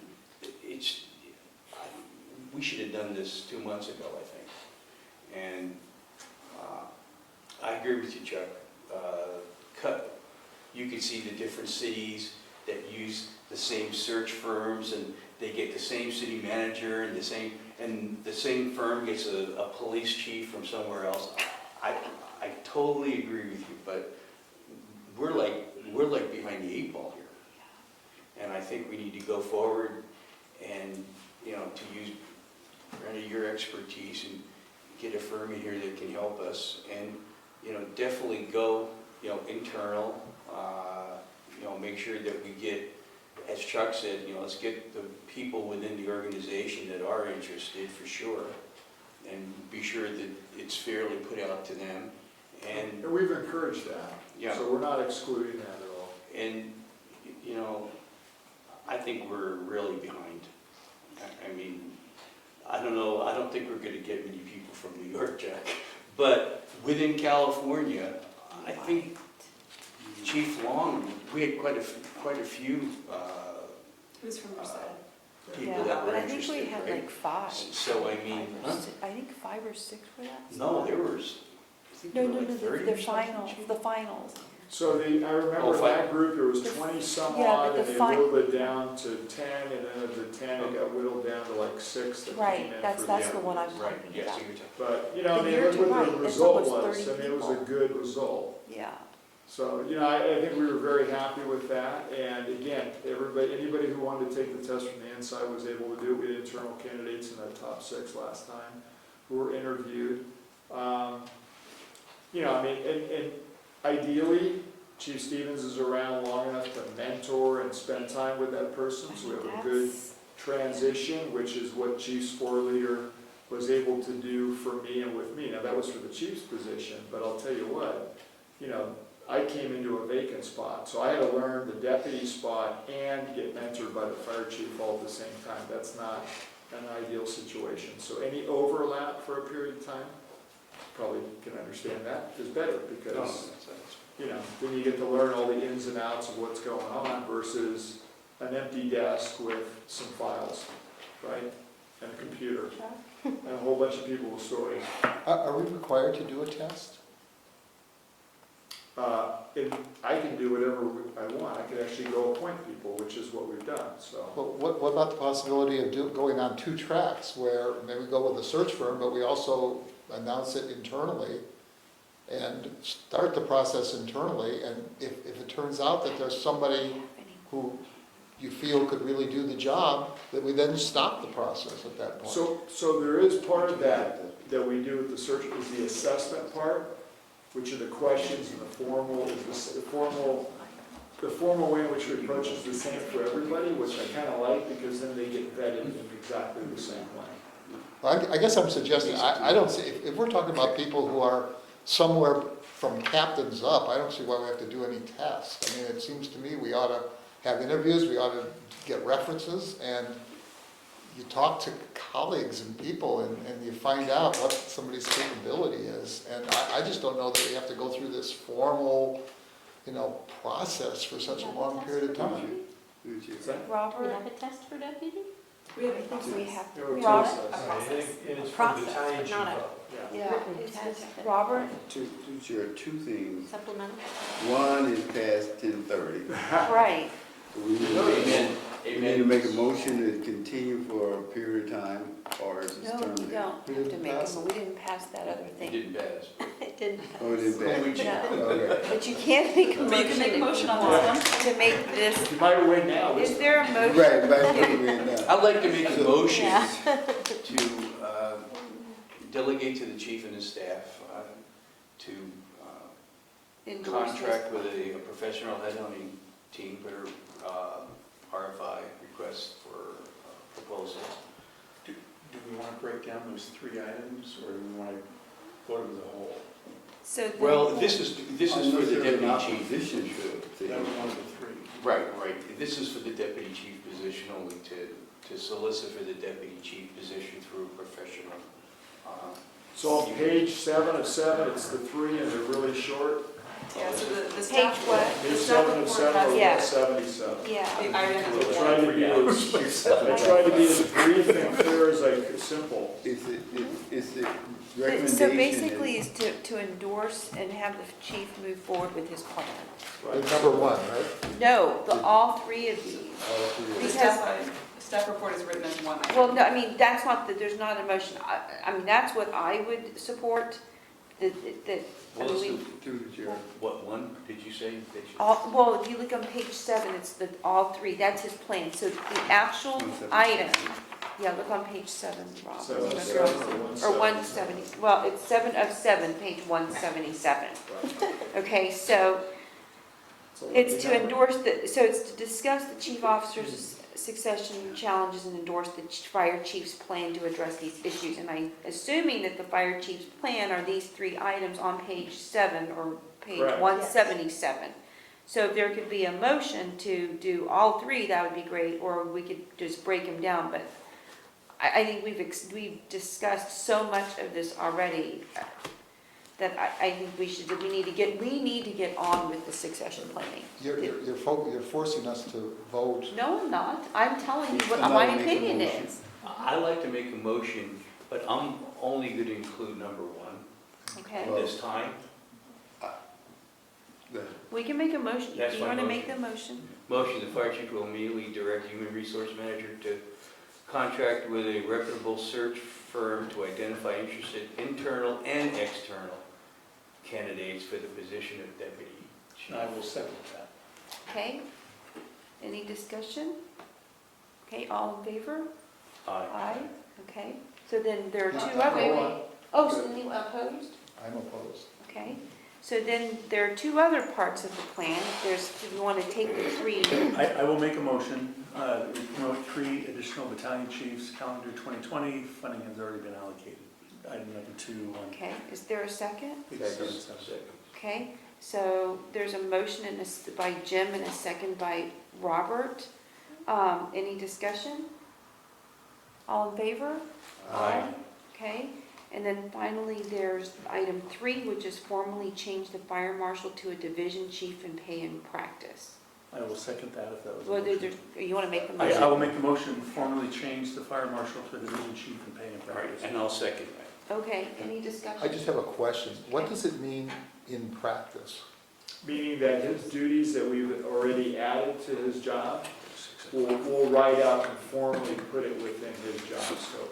The time change. And his rank will be that of division. It's 9 o'clock. But it looks like you will. It's like, Okay, so his duties don't change from what they currently are right now? Now, we formalize it. Okay. Any other discussion? Okay, all in favor? Aye. Any opposed? Okay, that All right, motion thank you. carries 2. Thank you. Now you're legit. Now we're on item 16, which is discuss the letter in support of the California Water Service inverse condemnation policy efforts. So So, directors, one thing we didn't, I don't know that it actually got to you last time, but there is a. This letter. Right, this is Did the not, draft. this is the first, I saw it tonight for the Right, first so time. when I was looking back through the materials that we were given in a previous meeting, they had given us this, I was gonna actually write something up, but I thought, why would I write it up when they give you a draft and, it covers everything? So I'm sorry we didn't submit it to you before, that was kind of an oversight, but here is their template or draft letter. All we need to do is, you can change, eliminate, or, add, or however you want to do it. You can task it to a committee, whatever you want to do, this is their draft. What do y'all want to do? I don't favor us endorsing this. I don't think it's our issue. I understand, that why it's important to them, but I don't think this is something we need to wait in on. Chuck? I'm agreeing with Jim, but for a slightly different reason insofar as I read the letter now, and I didn't realize when they were here. First of all, it's a little misleading. They're calling themselves public drinking water suppliers, but in fact, they're water suppliers. It's not just public drinking water. Or are they? I mean, I agree with you, Chuck, but it's not specific, that's what I'm saying. Well, Although almost nobody has a separate company for fire hydrants and another company for drinking water. So, but here's the point. I think we want to put a lot of pressure right now on our water agencies to be able to provide the pressure and the quantities of water that we need to fight fires. And to somehow say, oh, you're only responsible if you cause the fire, not if there's not enough water, only if you cause the fire. I don't think that's what we want to be saying. I think we want them to be responsible for hardening their facilities so that their pump doesn't break down, so that, you know, their water pipes aren't made out of wood or whatever it might be. And we laugh at it, but actually, I've seen up in the Sierras, they're still using some of the old flumes from the gold rush era and stuff like that. Some of the groundwater is that, their actual source of any type of water. They need to take action, and apparently the reason this lawsuit occurred was because when there was a fire, the pump broke down, so they didn't protect their pump, and I think whether they should be liable for 70 million, that seems awfully steep. But still, they should have thought about protecting their pump.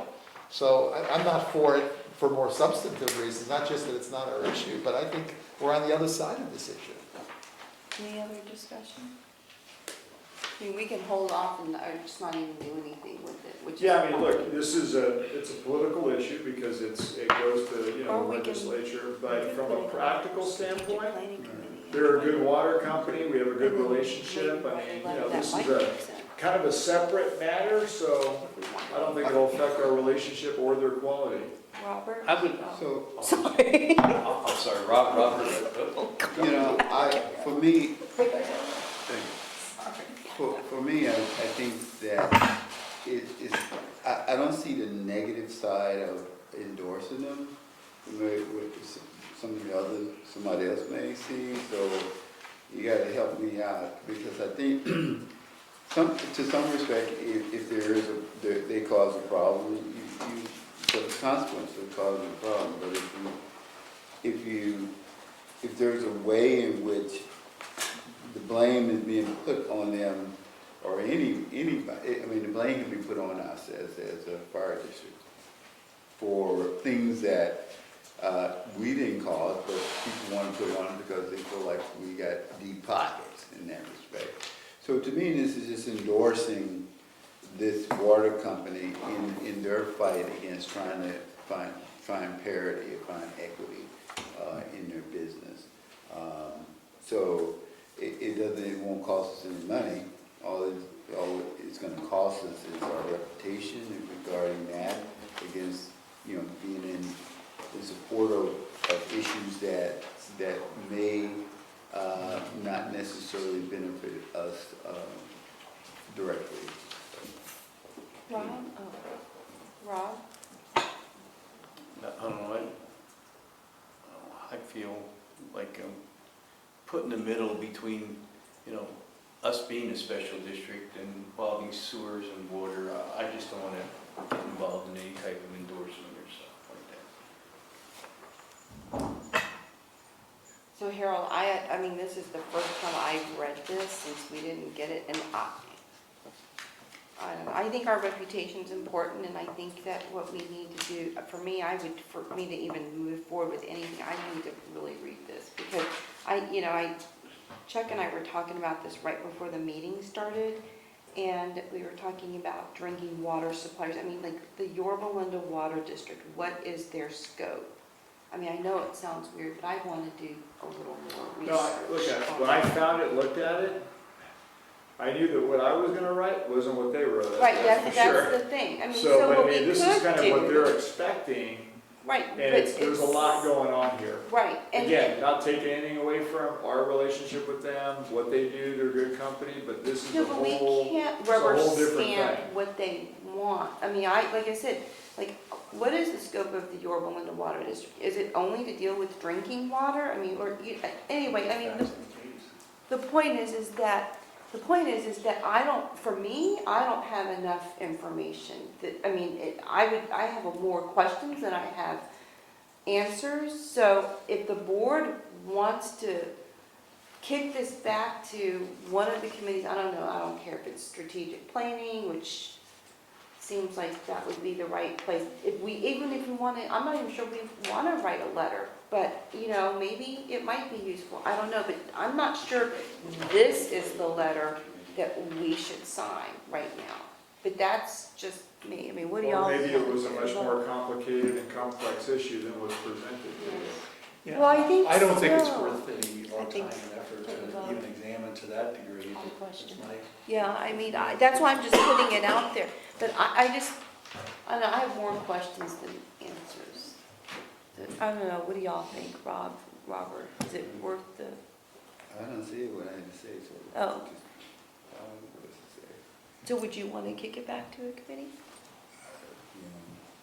I read tea leaves pretty good, so I leave that up to the chairperson. Okay.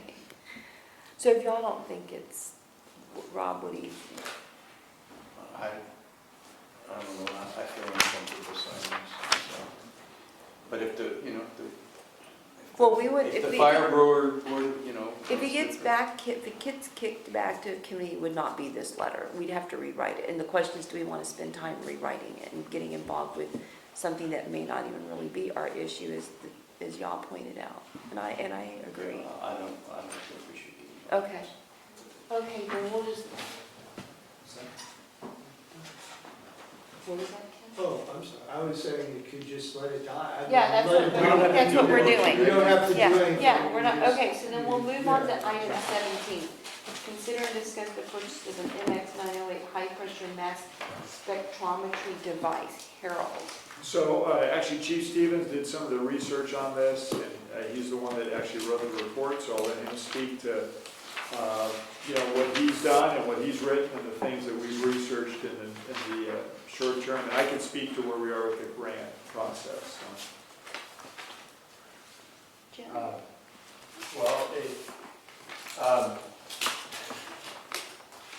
Again, without reading the report out loud and wasting your time, essentially, we have a county hazmat team that's a type 2 team. It was established in 1986. Currently staffed with 7 hazardous material specialists on any given day, with additional trained people that are assistant safety officer level or weapons of mass destruction specialist level. They originally were designed to address industries within our county that used chemicals or the transportation of chemicals. Over the years, the industry has changed in our area, and really it has evolved to where one of our biggest threats now that we perceive as one of our biggest threats is the misuse of chemicals for the purpose of harming people. Terrorism, using them as weapons of mass destruction. So with that in mind, their overall needs for training and equipment have changed. We saw that on July 1st when we had a potential sarin gas release in one of the facilities that we provide protection to. And we did our part, which is our people respond as hazmat first responders, in which we arrive on scene, we isolate the area, we deny entry into the area, we establish isolation zones, we evacuate it, we determine an evacuation need and begin that process, and we identify and treat any potential victims. That process took place on July 1st. What we don't do, what we're not trained or equipped to do, is we do not do entry into a hazmat scene for the purpose of taking samples and determining the product. That's done by the county hazmat team. That was done on July 1st. And what was determined out of that is that they would have benefited from a more modern and sophisticated piece of equipment that is designed to handle the identification of chemicals like sarin. The example would be and this is just a product name, it's an MX 908 is the product name. That's just one example. That is what the county hazmat team identified as what they would purchase if they were granted the funds to purchase. So they put in for a UASI grant for $100,000 to cover the cost of the purchase of that piece of equipment. I checked in with them, they expect an answer on their grant to come back in December. So the fiscal impact to the district would be if we want to support the hazmat team in having that piece of equipment, if we wait until December and they're granted the funds, then there'd be no fiscal impact to the district.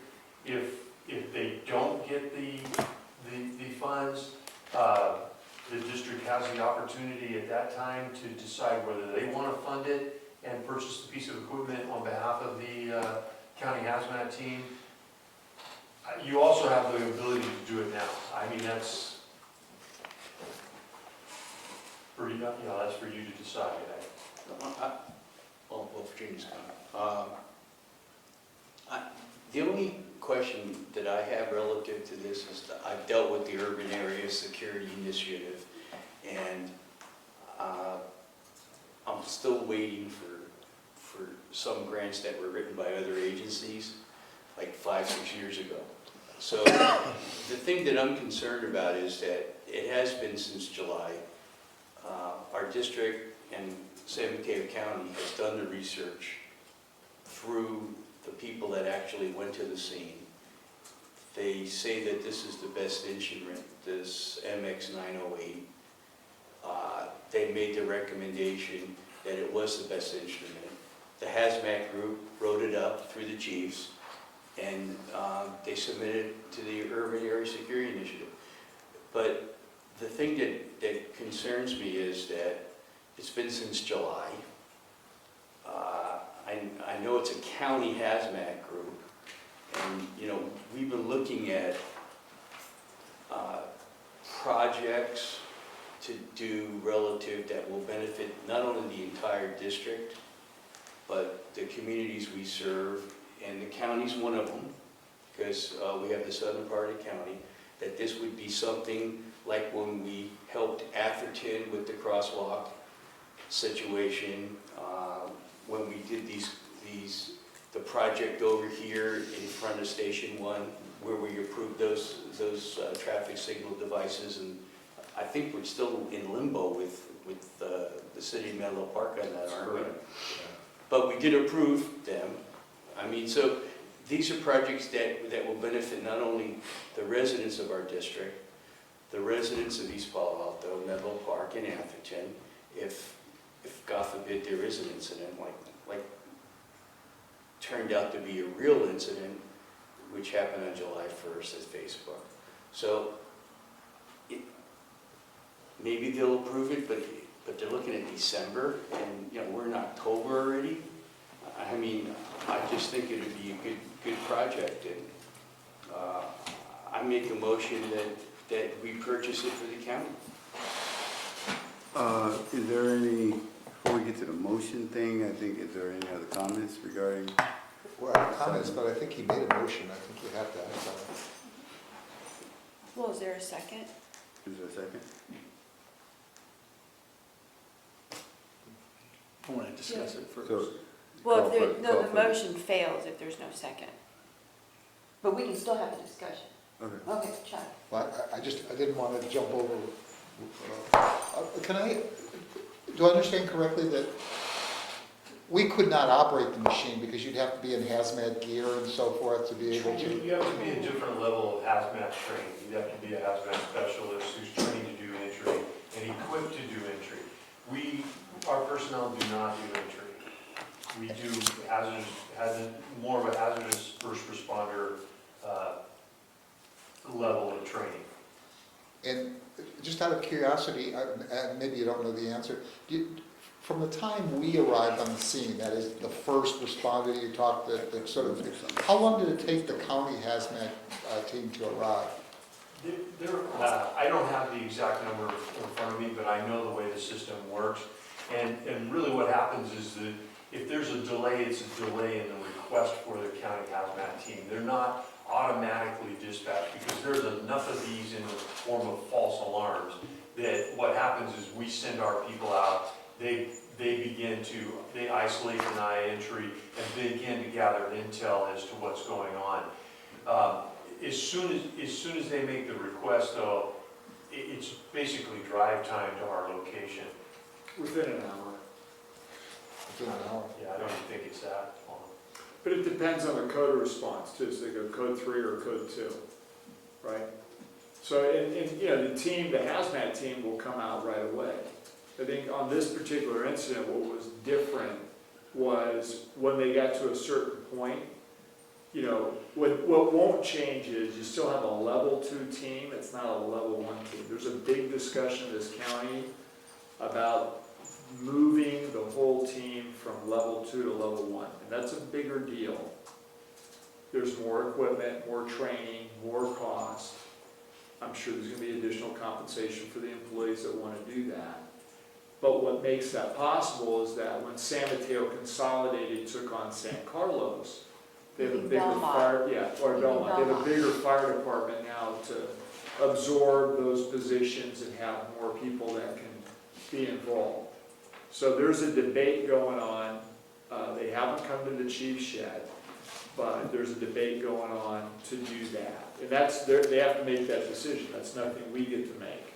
And would this machine analyze all of the kind of normal threats that in terms of explosives and gases and nerve agents? You're talking about now going, there are certain aspects within terrorism that are level 1, and a level 1 team that currently exists is through the civil support function of the National Guard, which is located in Hayward. That's where this detector and the group came from. The good news is it was only in Hayward. The bad news is the process of getting to that took longer, I think, than some people would have been comfortable with. But remember, we're not running the incident. The hazmat team has to request that. So you say the county couldn't even use this piece of equipment? No, they would train specific to that piece of equipment. But they couldn't, for SARIN, does it take a level 1 team or a level 2 team? Typically a level 1 team. So they couldn't have dealt with this. Right, they don't have, this is not a piece of equipment that they would typically carry as a level 2. But that doesn't mean they can't add it on. But they did put in for the UASI grant because, as Director Solano pointed out, they have determined that their team would benefit from owning this piece of equipment. But could they have, if it was suspected that this was sarin gas, are they even allowed to go in there and analyze it? Yeah, so they have level 8 protection, but again, the capability that they had was at a level 2. So, while this is one piece of equipment, no, there's a bunch of other things if they go to a level 1 they would need to be responsible for. And what Jim said earlier, why this is being driven, I think, that way is you're seeing the normal, when I say normal, you're seeing the processes in the Bay Area. We don't have a Zoicon pesticide facility, East Palo Alto, or a Ramic, recycling facility, right? Like, you're not going to see what happened in Contra Costa, Rodeo today with a refinery fire. We don't have any of that stuff anymore. What we have are companies like Facebook and tech companies and life sciences. We still have our share of different threats, but those are more of a terrorist potential level than what we used to have. So, the bigger discussion in the county, which this prompted, was, does the entire team need to be brought up to a different point? And again, we don't decide that, they do, but the chiefs at some point will be asked whether or not that's a good idea, and of course it would be. So, a singular piece of equipment does not make them a type 1, but it also doesn't preclude them from using it. Jim? Maybe, I don't know if Rob may know this, the UASI funds, are this controlled by a federal agency or are they delegated to? The hub. So the hub is San Francisco for us, And I checked with Chief Myers, who's been dealing with them year after year. We've had pretty good success with getting all of our requests. So the decision to grant the funds lies with a body that's in San Francisco? A regional Yeah, what body? they call the hub. Do we know if they have funds available? Yeah, so they're allocated funds every single year. They get $37 million a year. So they have some unallocated money that could be allocated to this? Right, then we all make submittals, and, you know, you get everything from bulletproof vests, to in this case, a detector. And they, you know, if you go to pure mission terrorism, you know, what would I pick first, body armor or a detector that detects sarin? Well, you know, I think on the scale of what requests they get, this will be relatively high in terms of actual pure application of UOSI grant funds. Then I would make a motion that we suspend this until December and we learn if UOSI is granted the funds or not. I'd like to consider it after we know, after UOSI is taking action. Is December a firm date? Have they made a commitment that they will make a decision? Well, I'll put it to you this way. So the PG&E, you know, outage that we had delayed the final date for submittals. So, you know, I would love to tell you that's hardcore, but, you know, these are also first responders that are in that group. So who knows if something else happens, it doesn't delay it a little bit, but typically that's when they make the decision, is by the end of the calendar year. My concern is, they can, if they had the device when they first arrived, it probably would have, according to what the FBI weapons of mass destruction supervisor told me, that at least they could have made on-scene a determination what the situation was. But there were so many false positives, and I mean, so it went into what, 16 hours, Harold, trying to figure out what it was? You know, the whole escalation, nothing against the FBI, but then you raise it to a whole new level, right? Well, you do, right. So you raise it to that level. They pretty much, I mean, we knew early on from the communications that we had back that we were probably a 90-10 event. 90% sure it was a false and 10% possibility that it could be something. But you got to do what you got to do. So getting in the CST out of the Guard, out of Hayward, was ultimately something that happened because of, you know, because of the FBI and so forth. So, you know, there was a lot more delays because of escalating this thing up. And quite honestly, the profile of Facebook. You know, you got a lot more people that were involved with this thing because I think it was Facebook on a potential of what could happen. Just what if it was something nobody wanted to look at.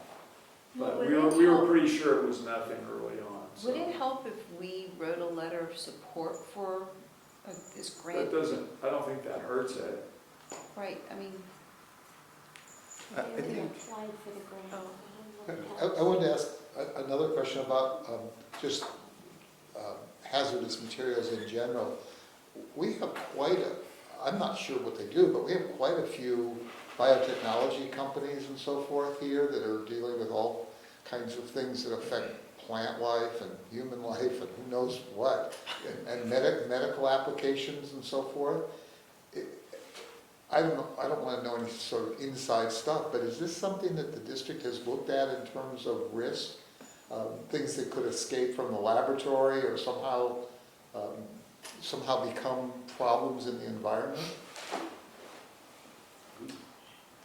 We've never had a call like this before, right? I don't think we've ever had a sarin call. No, but I wasn't talking, that's a chemical agent. I'm more talking about some of the life science stuff where these things, you know. So the level 2 team has always been adequate for all of it.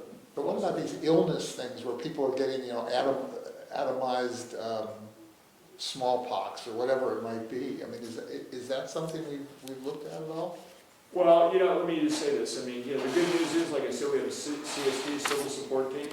Anytime you're talking about mil-spec, either radioactives, biowarfare agents, that's nothing that we are as familiar with as is the National Guard civil support team and what they do. Because then you're talking about true military grade, things that can kill a lot of people. It's really why the system is set up the way it is, and that is that there is so many different types of processes, there's so many different types of chemicals out there, that we're not gonna be able to take a firefighter off an engine company and train them to have a clear understanding of all of these different threats. So what we have is a system where your first responders, your fastest responders, your 3 to 5 minute response time is trained to a first responder level where they isolate the incident, deny entry, and minimize the effects of the incident so that they buy time for the higher level team to come in with a higher level of expertise, a higher level of protection, and a higher level of analytical equipment so that they can determine what it is and help the command develop what the plan for mitigation is. Really a system that cascades upward in the level of expertise is really the only way you're going to be able to address such a wide spectrum of threat. Well, there are certain things that I'm also thinking about, like fire prevention, or that group, where if we're talking about a company that comes there and has hydrocarbon storage. So we have a hazardous materials permitting process that goes through the Fire Prevention Bureau. And will that deal with things like these biological agents that we're talking about? If it's classified as a hazardous materials, I wish John wouldn't have left. He had a cleaner answer for you. Let me just say, the portfolio of dangerous things that we used to have compared to what we have today is far different. I mean, we had biowarfare agents in this district at one point that were brought in by armored convoy. They don't exist anymore, which is great. We used to have a lot of bad stuff compared to where we were and where we are today, and with less capability and less backup like civil support teams. So, a lot of things have changed. That's why I say I'm glad they're right in Hayward. That's close. We've trained with them before. That's a nice thing to have in your backyard. So, yeah, it was a long time. Imagine you're not even in this region. It would have been even longer, you know what I mean? But then again, they wouldn't have a Facebook. So that is kind of a bigger problem within the peninsula itself. Robert? Two things. First, the issue at hand right now, we're on item number 17, Yeah. and I think there is the item of whether the district going to purchase this particular device or wait to purchase or after some consideration has been made through a grant. I think that we are, position ourselves again to purchase things for other folks. That do we really want to start setting the precedent? I'm not taking away from the need for a device, but I think we are heading in that same direction as we ask, cities and everybody else asking the district to purchase certain, even though it will benefit, our residents here. The county have a group that's trained in that particular area, and the county has a $2 billion budget every year. So, somewhere along the line, if they find that as being part of their operation, it amazes me that they wouldn't provide their first responders to incidents like this with a particular device will save their lives and everybody else. It's hard for me to imagine that they, I don't know what's going on with the county, why they haven't provided it. But for us, I think as a district, as a board, getting into giving folks money or buying things for folks, especially institutions that have the financial capability to do it. We may need to send them a letter to the district or to the county asking them to support that operation with this particular device, but providing resources to them to purchase equipment that they should be purchasing, I have a problem with that because for two reasons. So that's all I want to say on that subject matter. So as soon as we close, well, I guess it's related. According to the bylaws that we have here at the district, before any motion gets made, there needs to be discussion on the issue here. And so when one person make a discussion, doesn't necessarily mean they close it out for everybody else. Every board member have to, as to make a decision only after available facts bearing on a question have been presented and discussed. In other parts of the manual, it talked about every board member get at least 5 minutes before someone else jump in and start talking. So I just want to, the motion, not saying anything about Rob's motion, but it was just conversation here and then a motion. That's not getting all the facts, because conversation pursued after that, asking the Chief Stevens and Chief Harold about this whole thing about hazards. That's not conducting business the way it's written out here in the manual. So I just want to point that out. I think I missed that. Yeah, you got it. Okay. Any other discussion? So I have just, my thoughts are very similar to Robert's, and especially since, I'd rather spend this money to, quite frankly, buy the LRAD communication system for people who actually live in our district and for whom the system or the alert or the communication system would benefit. Jim? Are we ready for a motion? You can make a motion, yeah, but Rob's motion didn't have a second. If you'd like to make a motion. I would like to make a motion. Okay. That we ask the chief to write a letter to the UASI, whoever we think the most, I don't know the membership of the board, but that we ask the chief to write a letter in support of purchase of the equipment, and that we suspend action on this proposal until after December, when we will know if UASI is granted the funds for the purchase.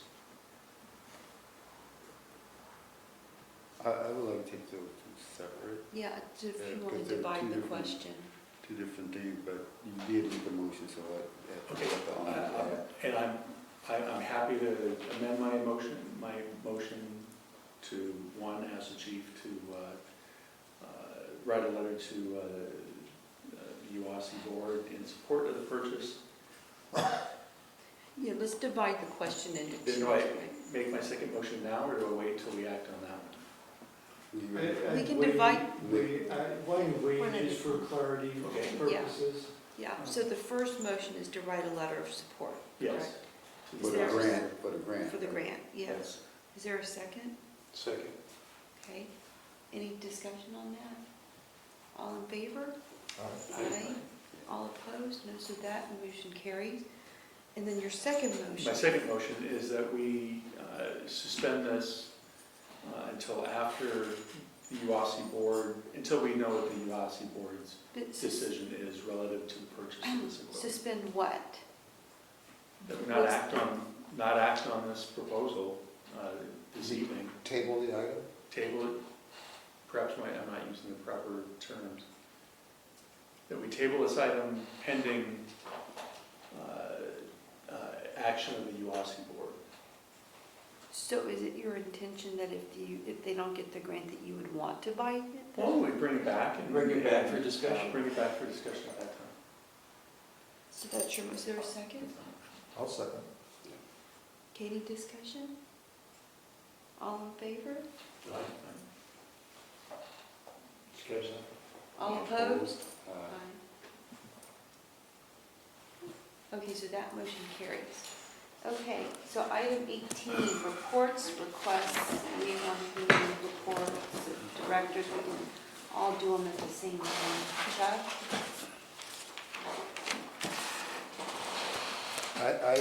I had no district-related meetings or activities except for, well, I had none. I have nothing to report. Robert?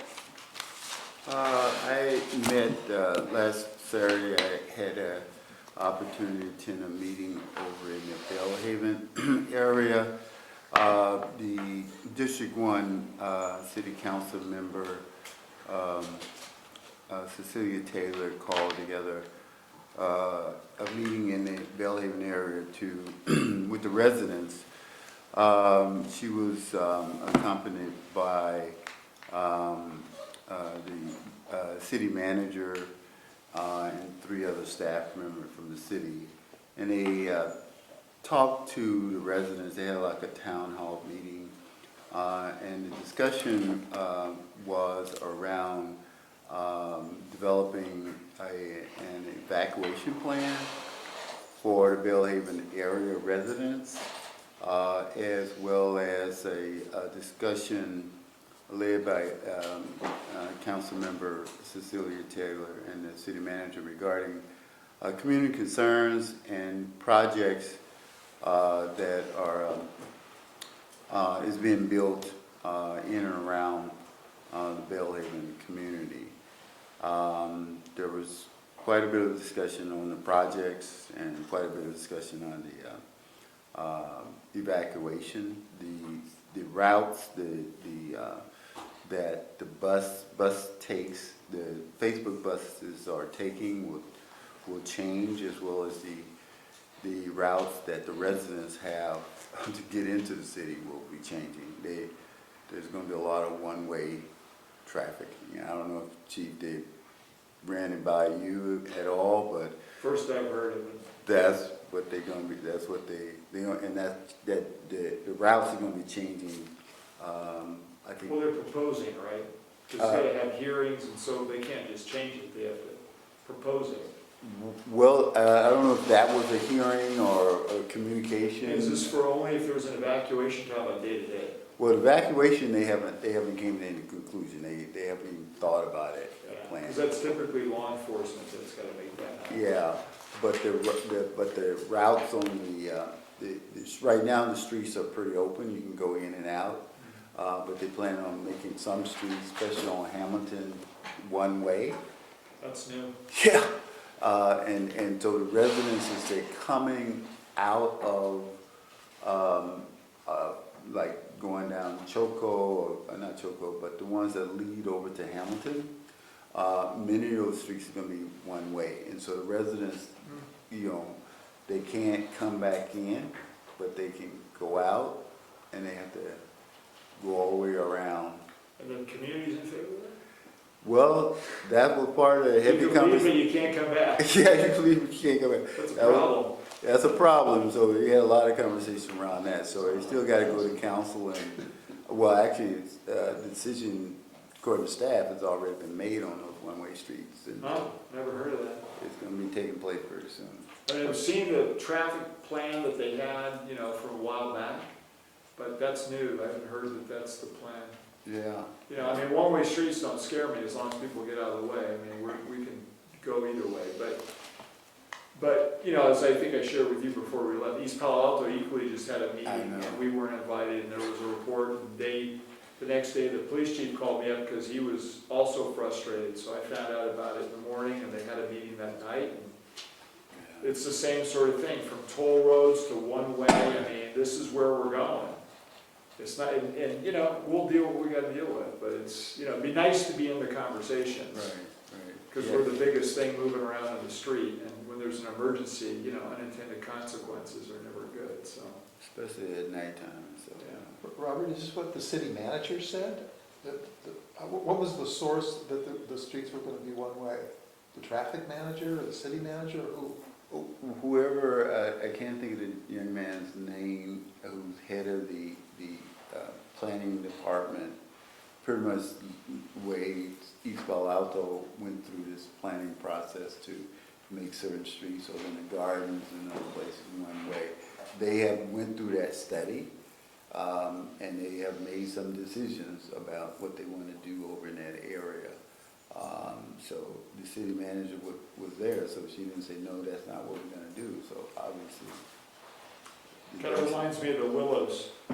and all the tries they made, right, Chuck, with the one way, and then it never, so they do these studies and people say things, but then when it comes to the council or whatever, which is really gonna get final authority, Right. they don't always make it, because that's when everybody gets to see it. Yeah, right, I think this is the town hall meeting, this kind of Yeah. dog and pony show, I see to gauge the reaction from the residents, but they was hopping mad. Yeah, I don't see how they can make Hamilton one way, because that, with that whole shopping center there, and that means all that, yeah, I don't even see how they could do that. It's like making Willow Road one way.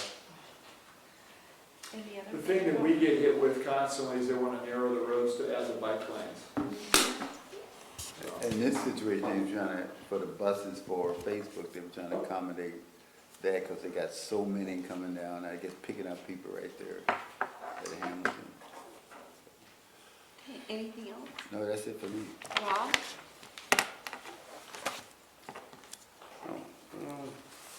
I was kind of researching the MX 908.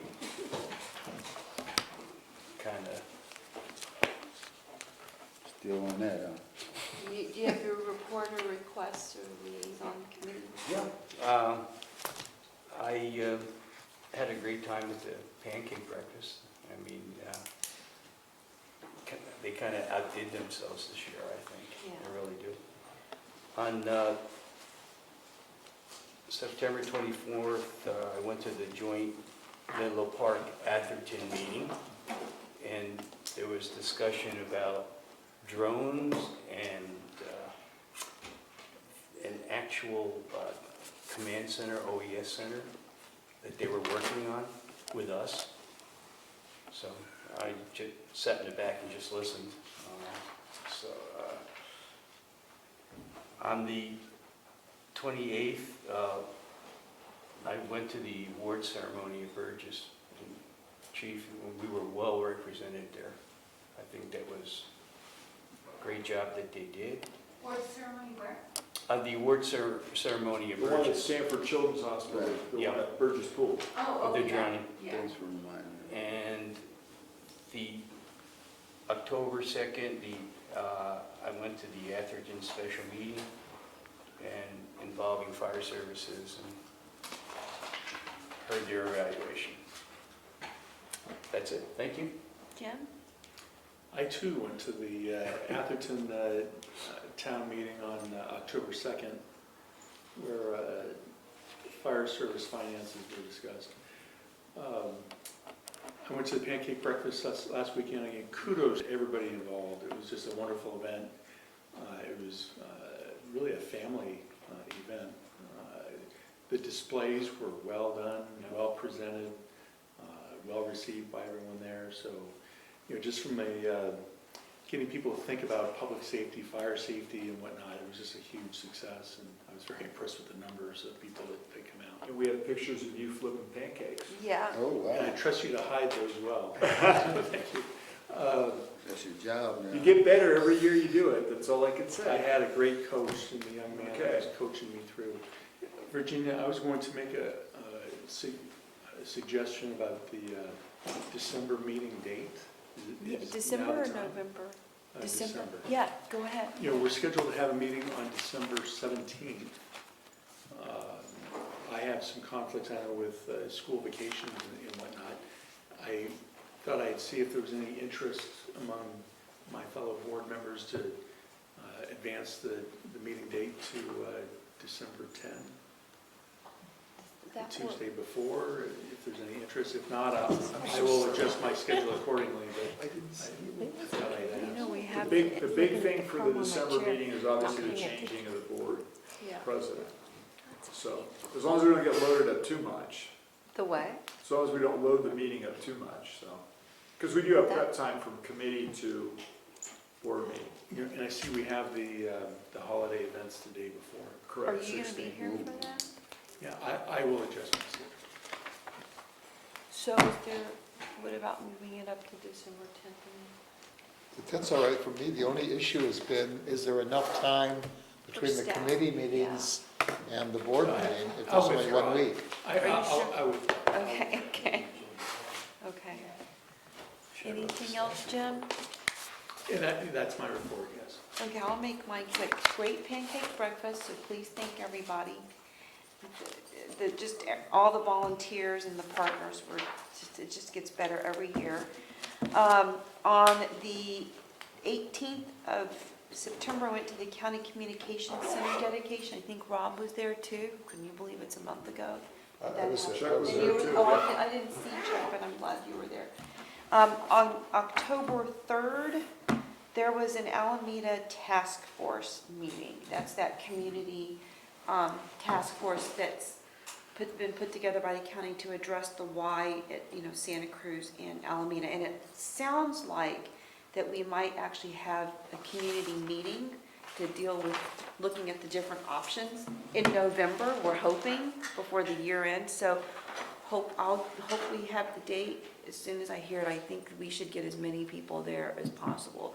John Johnston has been pretty much at almost all the meetings, and he's been And behind the scenes with the county. absolutely, oh yeah, a lot of work behind the scenes to make sure that Alameda de los Pulgas is, has a lot of room for our fire trucks and, the community, and address the community's concerns about safety for bikes and for walking. But the county's been really great to work with on this. So I do think that they would appreciate our presence at this community meeting sometime in November. I don't know when it is. They don't even know when it is. And I don't even know where it is, but it could either be at Oak Knoll School or possibly Los Lomitas Elementary School. So, that's pretty much it. And we've had the committee meetings too. And so that's it. So I'll open it up to public comment number 3. I don't have any comment cards, and I don't think Michelle does. So Can I just give you one interesting thing that came up that, I don't know Sure. if everybody knows. So you're talking about Alameda de los Pulgas, and we're talking about up there, bike lanes, reducing lane sizes. That's coming up in Bellhaven, it's coming up in East Palo Alto.